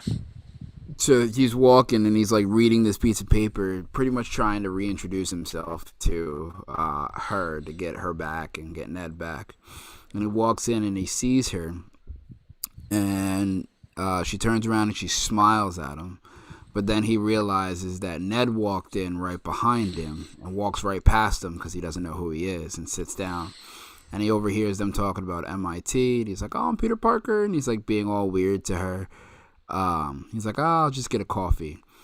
And then he notices that she has a Band-Aid on her head because she cut herself in the battle over her eye. And he was like, "Does it hurt?" She's like, "It doesn't hurt anymore. It's just annoying." And then if you look in that scene, the spider necklace, that black spider necklace that she has, she's still wearing it the next day. So like she says, she goes to say her line of like, if you expect disappointment, you'll never be disappointed. And like he finishes that, and she kind of like looks at him, and like in my eyes it looked like she was like, "Oh, I feel like I know you, but I don't know why I know you, but I don't know you." He was like, "Oh, is that it?" And then he puts the note back in his pocket and just leaves it, because they both got into MIT. They're both really excited. She's not sure why she's excited about this type of thing. And then they go to their respective... she goes back to Ned. They start talking and having fun. And Tom Holland leaves with his coffee. Then you see it switch, and he's sitting at Aunt May's grave. And Happy pulls up. And Happy's like, "She was a good man." And Tom Holland's like, yeah, she was. And he was like, "How did you know her?" And then Peter realizes that Happy doesn't even remember him. And he was like, "Oh, through Spider-Man." And he's like, "Oh, that's how I knew her, through Spider-Man." And then he talks about how like he lost Tony Stark and how that felt, and it felt like he was going through it all over again. But she would be really proud. And then Happy's like, "All right, take care, friend." Well, he said something. He was like, they were both such good people that I feel like what they stood for isn't going to be, like, basically saying like, because they died, what they stand for is not going to be remembered or like carried on by somebody else. And Yeah. then Peter Parker's like, "No, I think he's going to carry it on," basically implying like Spider-Man's going to carry it on. Yeah. And he's like, "I sure hope so."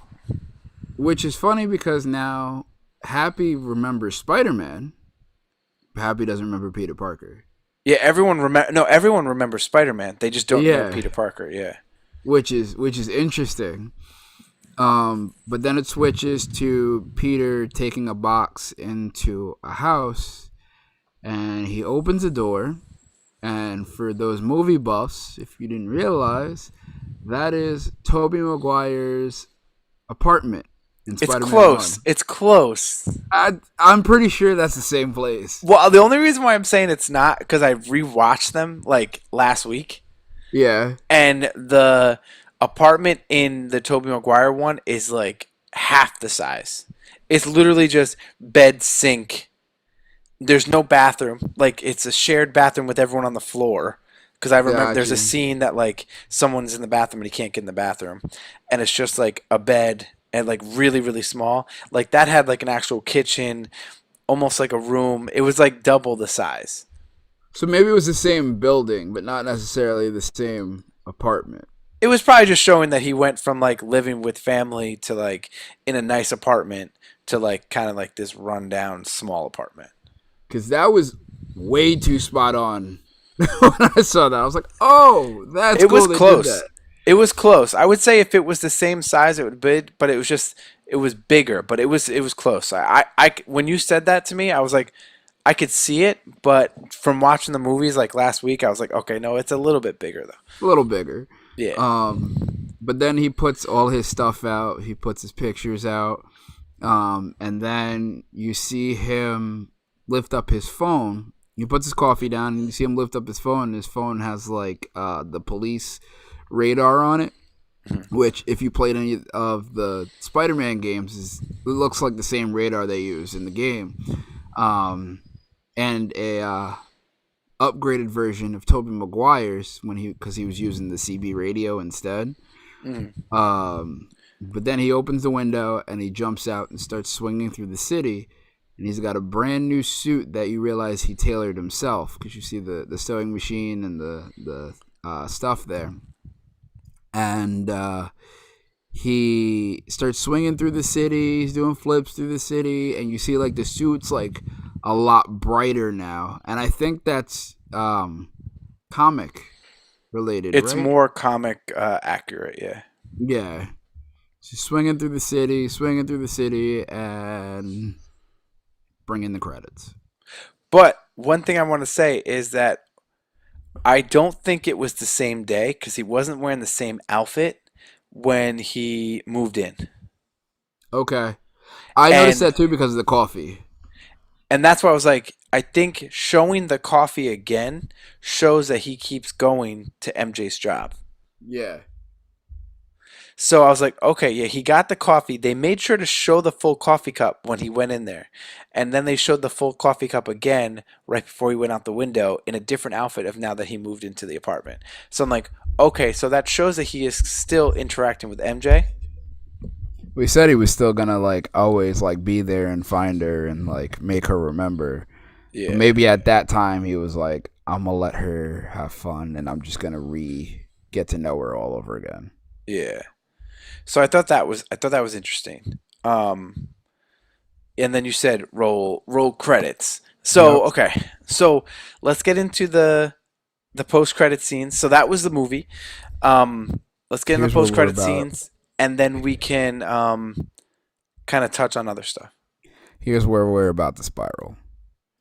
Oh, okay. Well, Because okay. I had thoughts too as we were saying this, knowing we were getting to this. The post credit Yeah. scene. Yeah, Oh, okay, okay, okay. because we're about to spiral. All right. So here's the first post credit scene. So we have Eddie Brock sitting at a bar in Mexico. He looks a little schizo, to be honest with you, and he's asking the bartender. He's like, "So there's like a guy here." There, basically, he's running down all the superheroes. Like he's like, "Oh, there's a guy who has this power and this power and this power, and there's a purple guy with crystals." And he's like, "That just doesn't. I don't believe it. I don't believe it." And the bartender's like, "He made my family disappear for 5 years," and he goes, "Oh yeah, yeah, 5 years is a long time."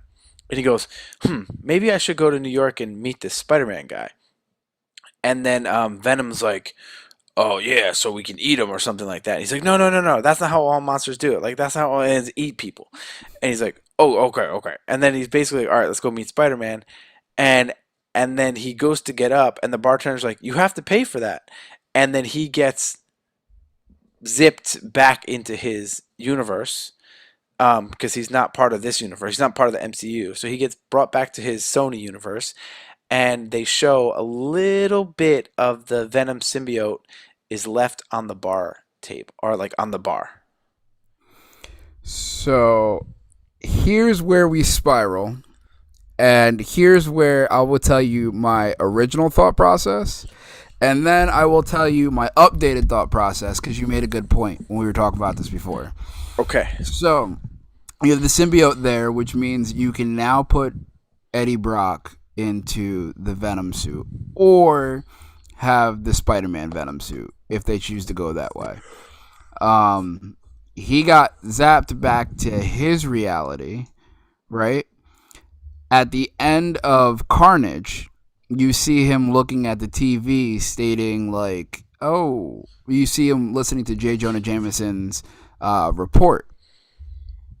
Now, here's where it gets tricky because I know we talked about it like, everybody forgot who Peter Parker was because of the spell. But did everybody in that universe forget who Peter Parker was because of the spell? And does that counter all the other universes? And at the end of Spider-Man, you saw J. Jonah Jameson talking about how Spider-Man destroyed the Statue of Liberty, which means the battle happened, but nobody knows that Spider-Man is Peter Parker. Mm-hmm. Does the report that Tom Hardy's Venom was watching, did it change to where Spider-Man still fought Mysterio? You just don't know that Spider-Man's Peter Parker. So he still wants to go to New York to find Spider-Man to talk to him. Yes. So he's still technically in the MCU. Because at the end, he gets zapped back. He gets zapped back and he's like, what just happened? And he's like, he says something. And he's like, I don't know. And you see the report of J. Jonah Jameson. And Venom doesn't know what happened either. No, but he gets zapped in the Carnage post-credit scene. He gets zapped into the MCU. He gets zapped back into his bedroom. So wait, he gets zapped into the MCU, sees Peter Parker on the TV, and then gets zapped back into his bedroom? I don't think he gets zapped the first time. Or no, I think Carnage talks about like, oh, he knows who Peter Parker is. Because from what my understanding is that Venom says that he has traveled across different universes and dimensions, and he basically seems like he knows who Peter Parker is because you don't come into the MCU under the spell unless you know who Peter Parker is. But it seemed like he didn't know who that Peter Parker was, so that's why he like licked the TV, like he was like ooh, he looks tasty kind of thing. Now, I've read things that they're saying that maybe because he's a symbiote, or whatever you want to call him, and he has traveled between different universes, this might be the same Venom from the Tobey Maguire universe, and then after he left that universe, he ended up in the Sony, if you want to say Sony universe, with Eddie Brock. And that is how he was able to come into the MCU universe because he knew about Peter Parker. But from my understanding is also when he got zapped back into the Sony universe, he is now back in the Sony universe, and he forgot, just like everybody else forgot, who Peter Parker was, not just who they remember Spider-Man, they don't remember Peter Parker. Well, that's what I'm saying. Like, he remembers Spider-Man. No, that's fine. He can remember Spider-Man. He licked the TV saying, oh, he looks yummy. We have to go find him. But so that was still before the spell was reversed. Was it, though? Well, yeah, because that's when everyone knew who Peter Parker was. And then the spell erased the memory of Peter Parker. The spell erased the memory of Peter Parker, but the spell didn't erase the memory of Spider-Man. Correct, but do you know how in the bar, when he said, "Oh, let's go find Spider-Man," he didn't say Peter Parker. He said, "Let's go find Spider-Man," and then they got zipped back into their universe, right as they got up. So to me, that shows, okay, Eddie Brock or whoever the actor is, I always forget his name, Bane, they've already said they want to have them interact, but I think this is a way to stall it a little bit longer because now this is what I think could happen. The Venom symbiote is in the MCU. It was left on the bar. Yeah. I think now that Flash Thompson is in college, I could see him going to Mexico on spring break. I can see him having some Spider-Man memorabilia on or something like that, and the Venom taking over Flash Thompson, which then eventually brings it back to New York, which then it will bring it to Spider-Man. Then I can see the Venom from the Sony universe and the Venom in this universe almost interacting. You see, like, because the That Venom would in be the interesting. Sony universe is he's good and bad, you know? Like he fights Yeah. for good, but he wants to eat people. But Yeah. I could see that the Venom on the Spidey suit might get all those emotions from, him being lonely and losing family and having that aggressive side and getting the power behind Spider-Man because that's why Venom likes Spider-Man because he gets the power behind it. Yeah. And then I could see both Venom suits fighting or even the Venom, the Eddie Brock Venom turn into the anti-Venom, which also Flash turns into Venom agent or the agent of Venom or something like that. Yeah. So I could see it then. I think the Eddie Brock in the Sony universe is going to take a little while to get back into the MCU, or it's going to be uh, Tom Holland going back into the Sony universe. I could see a little bit of both, or maybe them jumping back and forth. So yeah. There's the possibilities though are endless. Like realistically, like Oh, now, yeah. it can go so many different ways. So the second post credit scene was really not even a post credit scene. It essentially was a trailer for Doctor Strange uh, universe or multiverse of madness.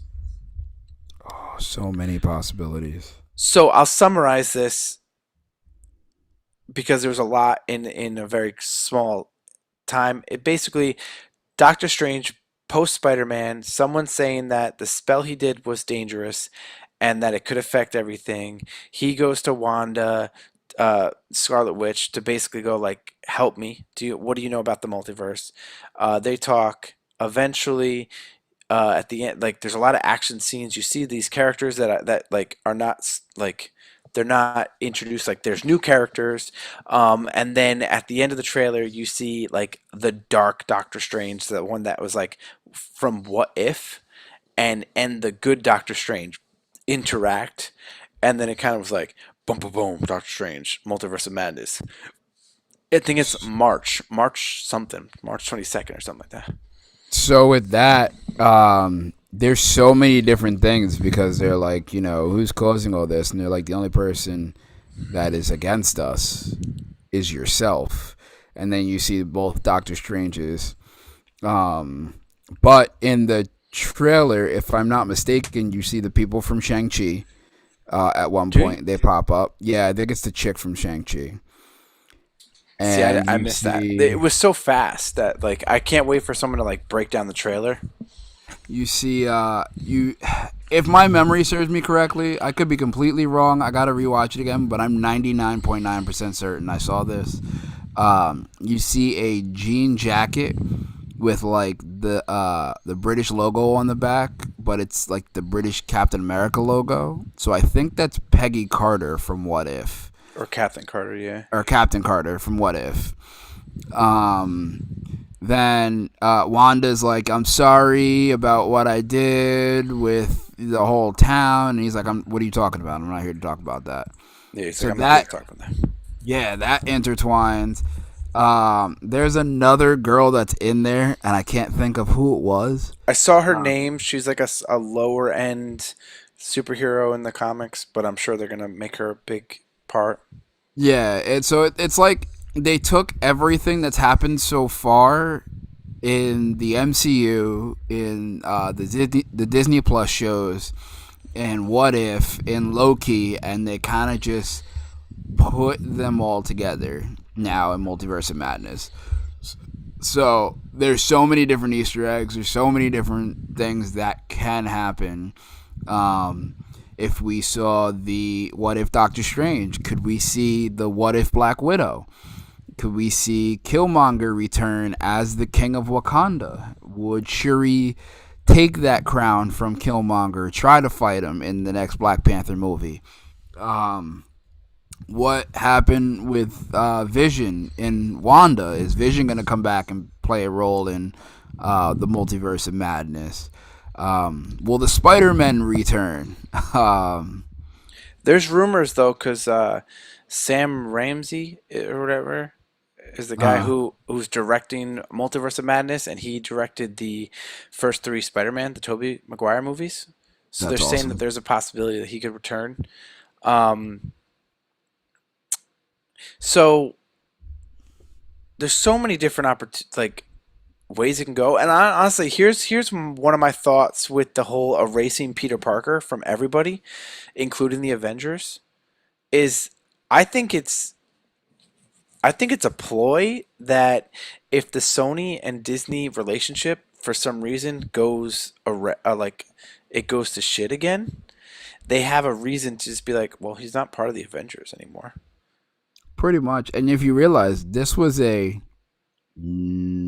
want to say 85% Sony movie. This wasn't a Marvel MCU movie because, like, yeah, it opened up with the Marvel credits, but there wasn't the sound, there wasn't the theme. Like, it was pretty much Sony based. Yeah, with So, Doctor Strange. yeah. So if that's true, then like that's smart because then it saves their future movies. Um, but it also can create so many different avenues that they can go down. Hmm. Plus, they cured everybody, so that means Spider-Man 2 and 3 never happened. Well, okay, let's go into that real quick. They made it very clear that if they press the box, those villains would end up right back to where they were before they got pulled out of their universes. And every single one of those villains made it very clear that it was right before they died. Yep. So, was this whole movie for nothing? Because if they were to send them back in the beginning of the movie, they would have all reappeared right before they died and they would have died, right? But Yep. now, rejuvenating them or making them good guys or fixing their problems, which they did, they fixed all their problems, by returning them to their original place in their actual universes, even though they're now good guys or fixed or healed, are they just put back in the same position that they were about to just go die? Ooh, you just made me think of a good point. Because they were like, Doctor Octopus was like, I just remember I was about to kill Spider-Man, and then I got zapped here. They didn't So, go back. what do you mean they didn't go back? They didn't go back. They're with the time variance because they were supposed to die in their timeline. Now they were fixed. I So don't they're think they made it not. back. They would make a chaos event or whatever it's called. Yep. That's a I just thought of that as soon as you said that. Which would be awesome because then that means they can come back later on when all hell breaks loose to but fight without their themselves. powers. True, but they might find a way. Well, Doc Ock still has his powers. Yeah, He's just good. because it's mechanical. Yeah. Um, or maybe they can recreate it to where it doesn't take over them. But I think they're now with our beloved Loki with the time variance, Ooh, which that's a could good show up theory. later on. Because Loki took the Tesseract and escaped from the Avengers, and then got caught by the time police, and got put in as a variant. So I feel like this would be the same thing or the same way because they're all supposed to die. Yeah, like a fixed point. Yeah, because again, so that whole part is confusing. Because again, the Spider-Man, like Toby and Andrew, seem to have come from a future of where these villains were in, like after these villains died. Because they were like, oh yeah, he died here. Oh, he died there. Like, oh yeah, he died from this. And then Andrew Garfield mentioned the Russian in the Rhino suit, which is the end of Amazing Spider-Man 2. Yep. So the Spider-Man were in the future, but then all the villains were like right before they died. So the Spider-Men are still safe. Yeah, so the They Spider-Man just are went still back. safe. They just get to go back with some extra memories. Like they weren't healed or changed or whatever. Wonder if they still remember. Yeah, see, like that's the cool thing. That's like you don't really know. And to be honest, the Spider-Man team up made me want more. Yeah. Like it wasn't enough. Like I love their interactions with each other. Like it just seemed like they were best buddies even though they barely knew each other. And like I said, the big brother, middle brother, younger brother dynamic. And just honestly, I'll be honest with you, I think Andrew Garfield stole every scene with all three Spider-Man. I agree. He was, I really liked him as Spider-Man because he was like quirky and like funny and like, but then can like kick ass when he was fighting, but then he talks shit when he was fighting. And like Tom Holland kind of does that, but I think Garfield was better at that.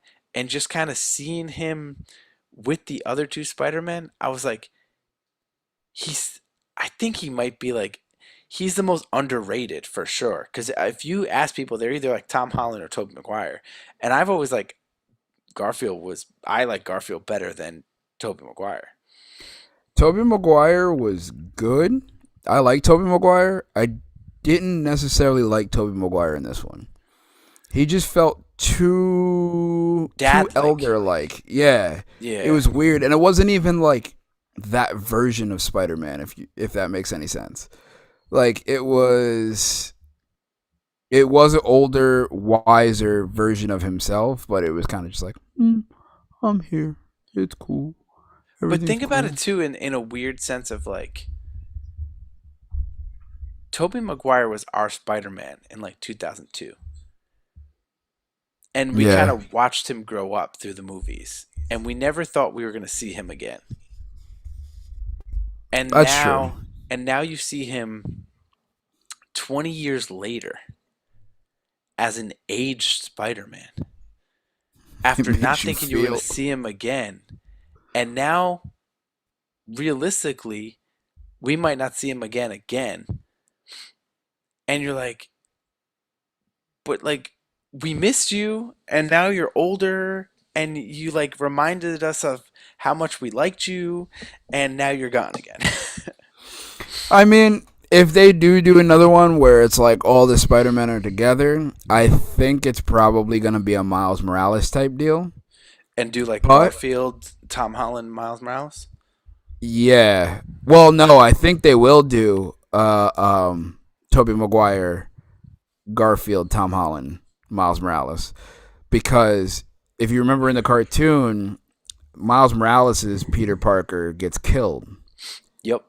which might be the way they end Tobey Maguire's Spider-Man. Then he gets pulled into maybe Miles Morales's, or not Miles Morales's. He gets pulled into Tom Holland's, and he works with him, and then maybe Andrew Garfield will pop up somewhere. MJ just commented saying, "Will we see more Toby or Andrew in the future? Maybe in Secret Wars." I hope so, because now Ooh, they're saying that Secret Wars is like looks like it's going to be in the works now with the way that everything is getting lined up, especially with the black suit Spider-Man with Venom being left at the bar, and that would be sick because I want more Toby and Andrew with Tom. I think that'd be so cool. That would be awesome. And, they keep setting it up with the scrolls too, because they were like, oh, ask Nick Fury. He was there. And they're like, Nick Fury's been off planet for a year and a half now. And they're like, wait, what? Which did you catch that? Because I didn't really catch that. That because the movies were, they happened within like seconds of each other, basically. I didn't realize that the Nick Fury that was interacting with Tom Holland the whole second movie was not really the Nick Fury. Yeah, he was a scroll the entire time. But you didn't realize that in that movie. You realized it at the end of the movie. I forget how it happens, Oh, but because at the the end of post the credit, movie. right? Yep. And then also for WandaVision, at the end, post credit, she meets up with the scroll. Yep. It Yep. says somebody wants to see you out there, and I'm pretty sure she thought he or she was talking It about was Nick Fury. Rambo. No, it was Rambo. Oh, It was it wasn't Wanda. Rambo? Yeah. Okay. But this just opens up so many different like avenues. I think honestly, I was saying to you before is I think that this trilogy was almost like a origin story of this Spider-Man, and now the next three, because he signed on for three more, is going to be almost like an establishment of a Spider-Man. Because if you think about these three movies, he's always been part of a team. Like the first movie, he was like, "Oh, I get to be an Avenger. Oh yeah, I get to be an Avenger." And then the second movie, it's like, "Oh, Tony's dead. Now I get to almost be like a leader." Because he gets the glasses, and he's not exactly ready for that position yet. Yeah. And then in this movie, he gets the big loss of like an Uncle Ben, and now he has to now overcome that loss, and he was because of that loss, he had to sacrifice everything else he had to to basically give everyone else a normal life to keep the burden of Spider-Man on himself. So now the next three movies could be he's now alone and he's struggling through this life as Spider-Man by himself, and it can go in so many different directions, especially with the symbiote, the Venom symbiote like coming out. It's really smart how they did that. How they just literally told a Spider-Man origin story without going to the cliche. He was bit by a spider. He's just learning his powers now. Yeah, Like he's already Spider-Man. This is exactly what you said. This is what happened, and now we're going into him. Now he's by himself and he's doing this on his own. yeah, it's wild. That's crazy. That's how you. That's how you do a reboot and not have the same origin. hmm But it's just, and I also like that now this next trilogy is no family, no friends, no Avengers, no Stark Tech. Ooh, you just reminded me of something. You are 1,000% right with those next three movies. Um, I can't remember if I talked about this in our group chat earlier or on here, but my prediction is that Ned and MJ are going to form a relationship alliance, so to speak. But MJ is still going to fall for Peter Parker, thus creating a Spider-Man 2 scenario between Peter Parker and Ned, and that's how Ned is going to become Hobgoblin, because Ned doesn't remember him being his best friend. Because then that line in the movie of him going, "I'll be your best friend and I won't turn on you," Yeah. plays a role. So MJ just said, "Yup, origin trilogy, but now I really hope we see Tom Holland's Spidey more serious and gritty, less jokey." I think now with the loss of Aunt May, I think that because he doesn't have that his friends to bounce off of, I think he will be less gritty, or no, he'll be more gritty and less jokey, especially if that could be the first movie right there. It could be him and MJ trying to reconnect, and in the same breath of that is the relationship between Ned and MJ gets messed up because now a stranger, obviously he doesn't know him, is now kind of swooping in on his friend or girl if you want to go in that relationship direction.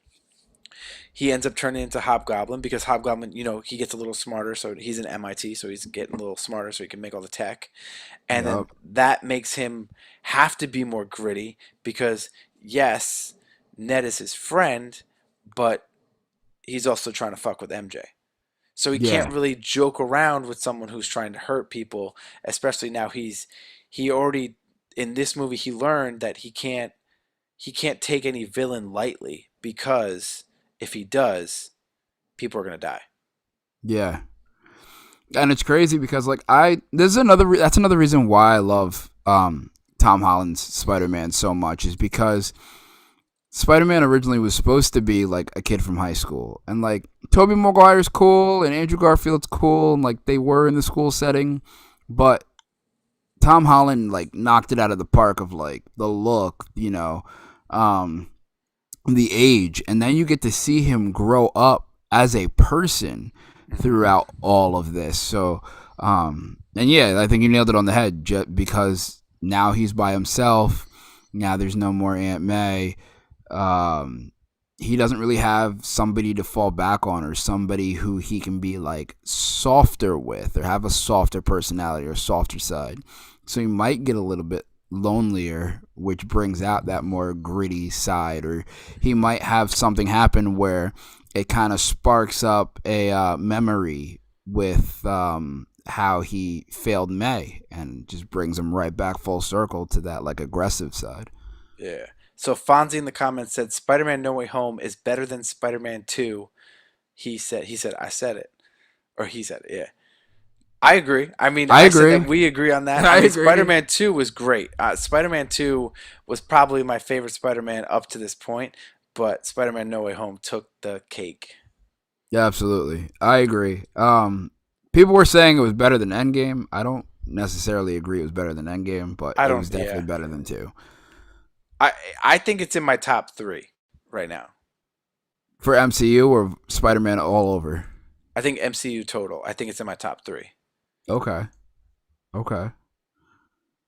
I mean, Uh, Infinity War and Endgame were probably one and two, and Civil War was right there. But I think this might take the place of Civil War. I would I agree.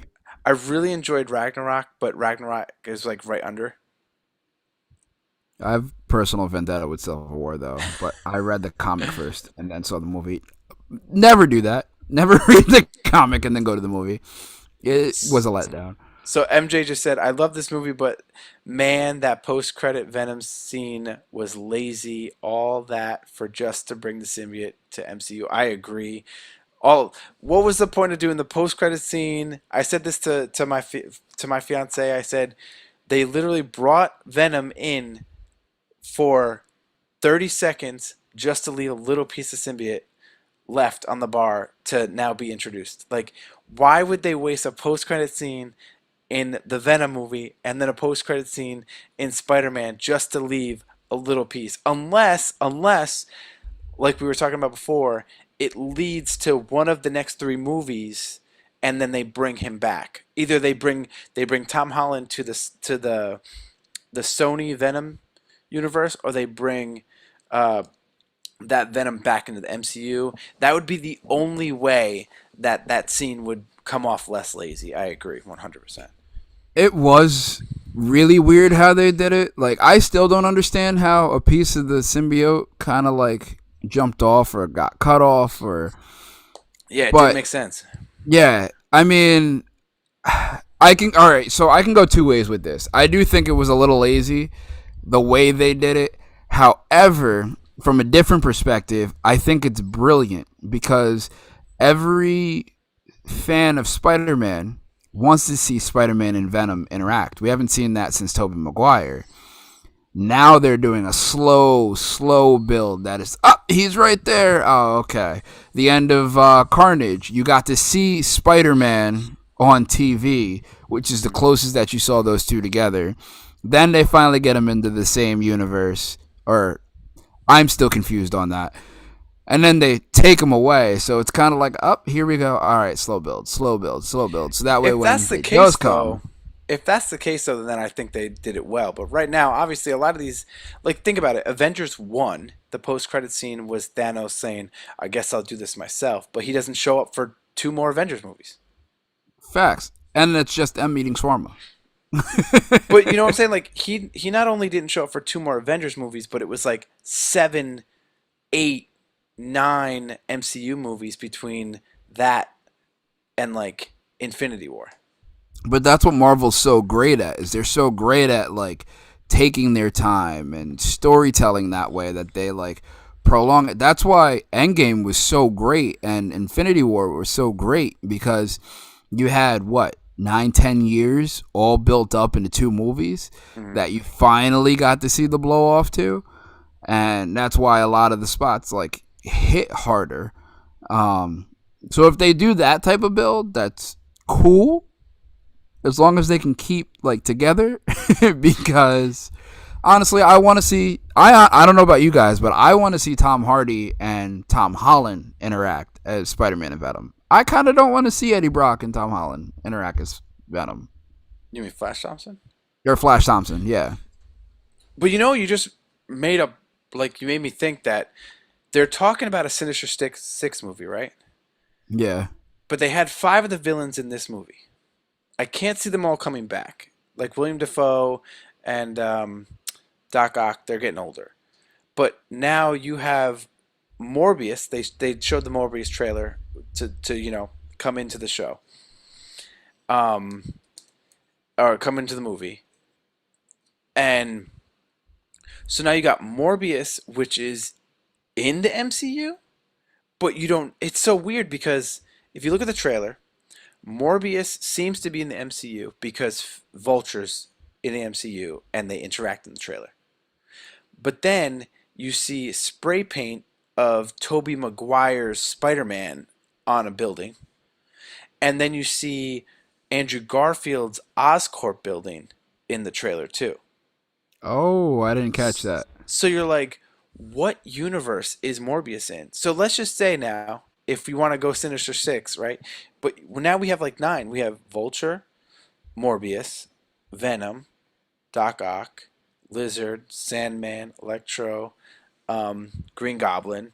You got Hobgoblin coming. Mysterio was there because we don't know if Mysterio's actually dead. True. So two things on that. Um, One, oh, because I'll forget this again. I don't remember what trailer it is, but did you see Doctor Who? Oh yeah, he's the doctor. Yeah. Yeah, Oh, I saw oh, that and oh, instantly thought oh, of you. Mr. Andy DC fan. Did you notice this? Because I actually did notice in the movie. MJ just said, "Did you catch the MCU take a shot at DC by naming Flash Thompson's book Flashpoint?" Flashpoint, yes. Did you know that? Flashpoint Paradox. Which is still one of my favorite movies of all time, is Flashpoint Paradox. Um, that, and that's the thing though. DC kills it in animated movies, but like Marvel has that long term storytelling, so that's why I think like maybe this was like a slow burn just to bring back Venom eventually. But the other three, was it 3 or 4, don't have their powers anymore. So are they still a part of the Sinister Six, or was it their way of being like, this was the original plan we were going with, but now we have these, so we're gonna write these off because we don't know if we could bring them back. Yeah, it's just the opening because then also they have the Craven movie coming out. Yep. So if even if you want to go New Age, right now you have Venom, Craven, Morbius, and Vulture. That's 4. Okay. But now, okay, real quick, can we now talk about if you watch Spider-Man and you've watched Hawkeye? Spoilers for Hawkeye. Not really spoilers. Yeah, we can get no, because you haven't watched it yet, right? I haven't seen it, but it's okay. No, no. So I'll go into non as much non spoilers as I can. Okay. But you've seen the first episode Negative. of Although Hawkeye? I think I know where you're going. Yeah, I haven't seen it. I haven't seen Hawkeye at all, but I think I know where you're going. No, you don't. And if So you don't go there, I'll there's say a it. play. There's a play in Hawkeye, right? Yes. And it's like advertised everywhere. But in Spider-Man, when they're swinging with MJ in the beginning, there's a billboard for that play. Oh. Right? And without getting into any spoilers about Hawkeye, is that you had Daredevil in Spider-Man and it appears that there might be Daredevil related things happening in Hawkeye. Hawkeye takes place during Christmas, and the ending of Spider-Man was him swinging through New York City during Christmas. Okay, hold on. Quacky's dermatologist says I have a theory, and if you guys seen Hawkeye, ooh, I have a huge theory. What if Spider-Man makes an appearance in the new Hawkeye episode in his brand new suit? I I think was that would be amazing because it works perfectly. Just like I said, Hawkeye is based in Christmas. So is the end of uh, Spider-Man, and you got Daredevil in there. And if you saw episode 5 of Hawkeye, which Andy has not, I have not. um, it fits perfectly. Quackies, that was I love it. I love it. Apparently, I did see something along the lines of it was shot in the same spot. So someone was saying like maybe the last episode of Hawkeye, you'll see Spider-Man swinging through in the Dude, there's only like, one more last episode left. So it might be this next one, maybe. I mean, it would make sense because Spider-Man's already out. People have already seen it. That one And didn't maybe drop that's yet. why they released it here, and there's still one more week until the end of Hawkeye. Exactly. All right, so Quacky said it's outside of Peter's apartment too. Oh, and MJ just said, "Ain't gonna lie, I was not interested in seeing Morbius, but after No Way Home, I'm curious." Listen, Morbius looks amazing. No Way Home opened up the whole thing. Quacky said that the finale fight The happened finale. happened outside of Peter's apartment, I guess. Oh, gotcha. But Okay. man, it opens up so many doors. It's opened up so many doors. I gotta watch it. It's funny because on an unrelated thing, I was reading an article where they were saying it was so hard to get the 3 Spider-Men together just to do this movie because they were like, "Hey, we're gonna offer you this amount of money to play Spider-Man again. Do you want it?" They're like, "Yeah." "Can I see the script?" "No." They're like, "What?" So they had to like sign on and not show them the script. Well, until they did got them this. under contract. They had to do the same thing for William Defoe. They basically had to show him and Doc Ock. They had to show them Ant-Man and Wasp to show how Ant-Man's dad, or no, Wasp's dad. I can't remember the name. Sorry. How they Um, de-aged him. um, um, um, It's um, not um, Scott Lang. It's wow. I know this. Hank Where's my Pym. brain? Hank Pym. Yeah. Hank Pym. So you know how they de-aged Hank Pym. Yeah. So basically, they had to show William Defoe and Doc Ock that, hey, look, we can de-age you and make you look good, because they were both like, oh wow, we're kind of getting older. And then to get Jamie Foxx, they had to tell Jamie Foxx like, hey, we're not gonna make you blue. Good point. Good And he was like, point. oh, okay, not bad, not bad. He's like, all right. I mean, if you're not gonna make me blue, then let's go. Yeah. So, and then the other two, like Lizard and Sandman, were only actually like the actors were only in it for, I don't know, 3 seconds. There's still a scene that I hope it makes like the deleted scenes in the movie where William Dafoe is in the Doc Ock suit and he's saying all of Doc Ock's lines, but he's saying it as Green Goblin. It's the coolest thing I've ever seen. What? It was on Instagram a couple months back. And he's like in the arms, and like the arms are like sort of moving, and he's like saying all of Doc Ock's lines, but he's saying it as Green Goblin. It's dope. That's interesting. If I find it, I'll screen record it. I'll put it on the Disaster Party On the Instagram. pod. Okay. On the Put pod in stories. Instagram. Yeah. All right. Word. So I don't know. Is there anything else you want to touch on? I mean, we could probably go for another hour if we want. Man, if we talk about MCU, I can go for another hour. If we can talk about overall, but actually, like you guys, what do you guys think? Do you guys think we should do this more often? Do you think we should cover more Marvel DC? Do you think we should go live on YouTube more often? What do you guys think? Let us know in the comments. This is our first time ever going live on YouTube, so hopefully it's a good one, and we'll do it again. So as we give the people in the comments some time to respond, why don't we just do some plugs? for now? Let's do it. All right. So, as always, just remember to like, share, rate, review, comment, or subscribe to Disaster Party Podcast on all social media platforms, including YouTube that you're watching on now, or we are on all podcast apps, including Apple Podcasts, Spotify, many more. So if you can give us 5-star ratings, we appreciate that. So the next couple episodes we have coming up, we have next week, I guess our Christmas episode. We are with Shawnee D and Be Rent, and we're going to be covering, what is it? We're gonna be covering Santa the Sleigh with Goldberg. Christmas horror movie themes. I've never seen it, so this should be interesting. Yeah, I've never seen it. None of us have seen it, so we're gonna review that. We'll probably go live on that one and kind of talk through. So if you guys want to watch that between now and next week, and you guys can comment on our live, you are more than welcome. Santa's Sleigh, it's on Peacock right now. So if you want to watch it to have conversation with us as we go. MJ just said, I don't know about Spidey showing up in Disney Plus show, but I'm definitely sure next time we see Tom Holland Spider-Man, it's going to be in a Fantastic Four movie. If not, that would be a huge missed opportunity. I agree. Ooh, that's a great. Wow. Yeah. I could see that. See that. So we for January 2nd, we currently have 2021 highlights scheduled, but maybe we can do Hawkeye instead. I'm okay with Hawkeye. Okay, so maybe we could do Hawkeye instead, so we can talk about how that can relate to Spider-Man No Way Home and see what happens between now and then. Because again, Andy, if you watched episode 5, if you watched Hawkeye at all, you'll see how Hawkeye is almost setting up, one, the Young Avengers, Okay. and two, it's basically taking a Netflix series and bringing it into the MCU. Okay. All right. I'll start that. I'll start that tonight.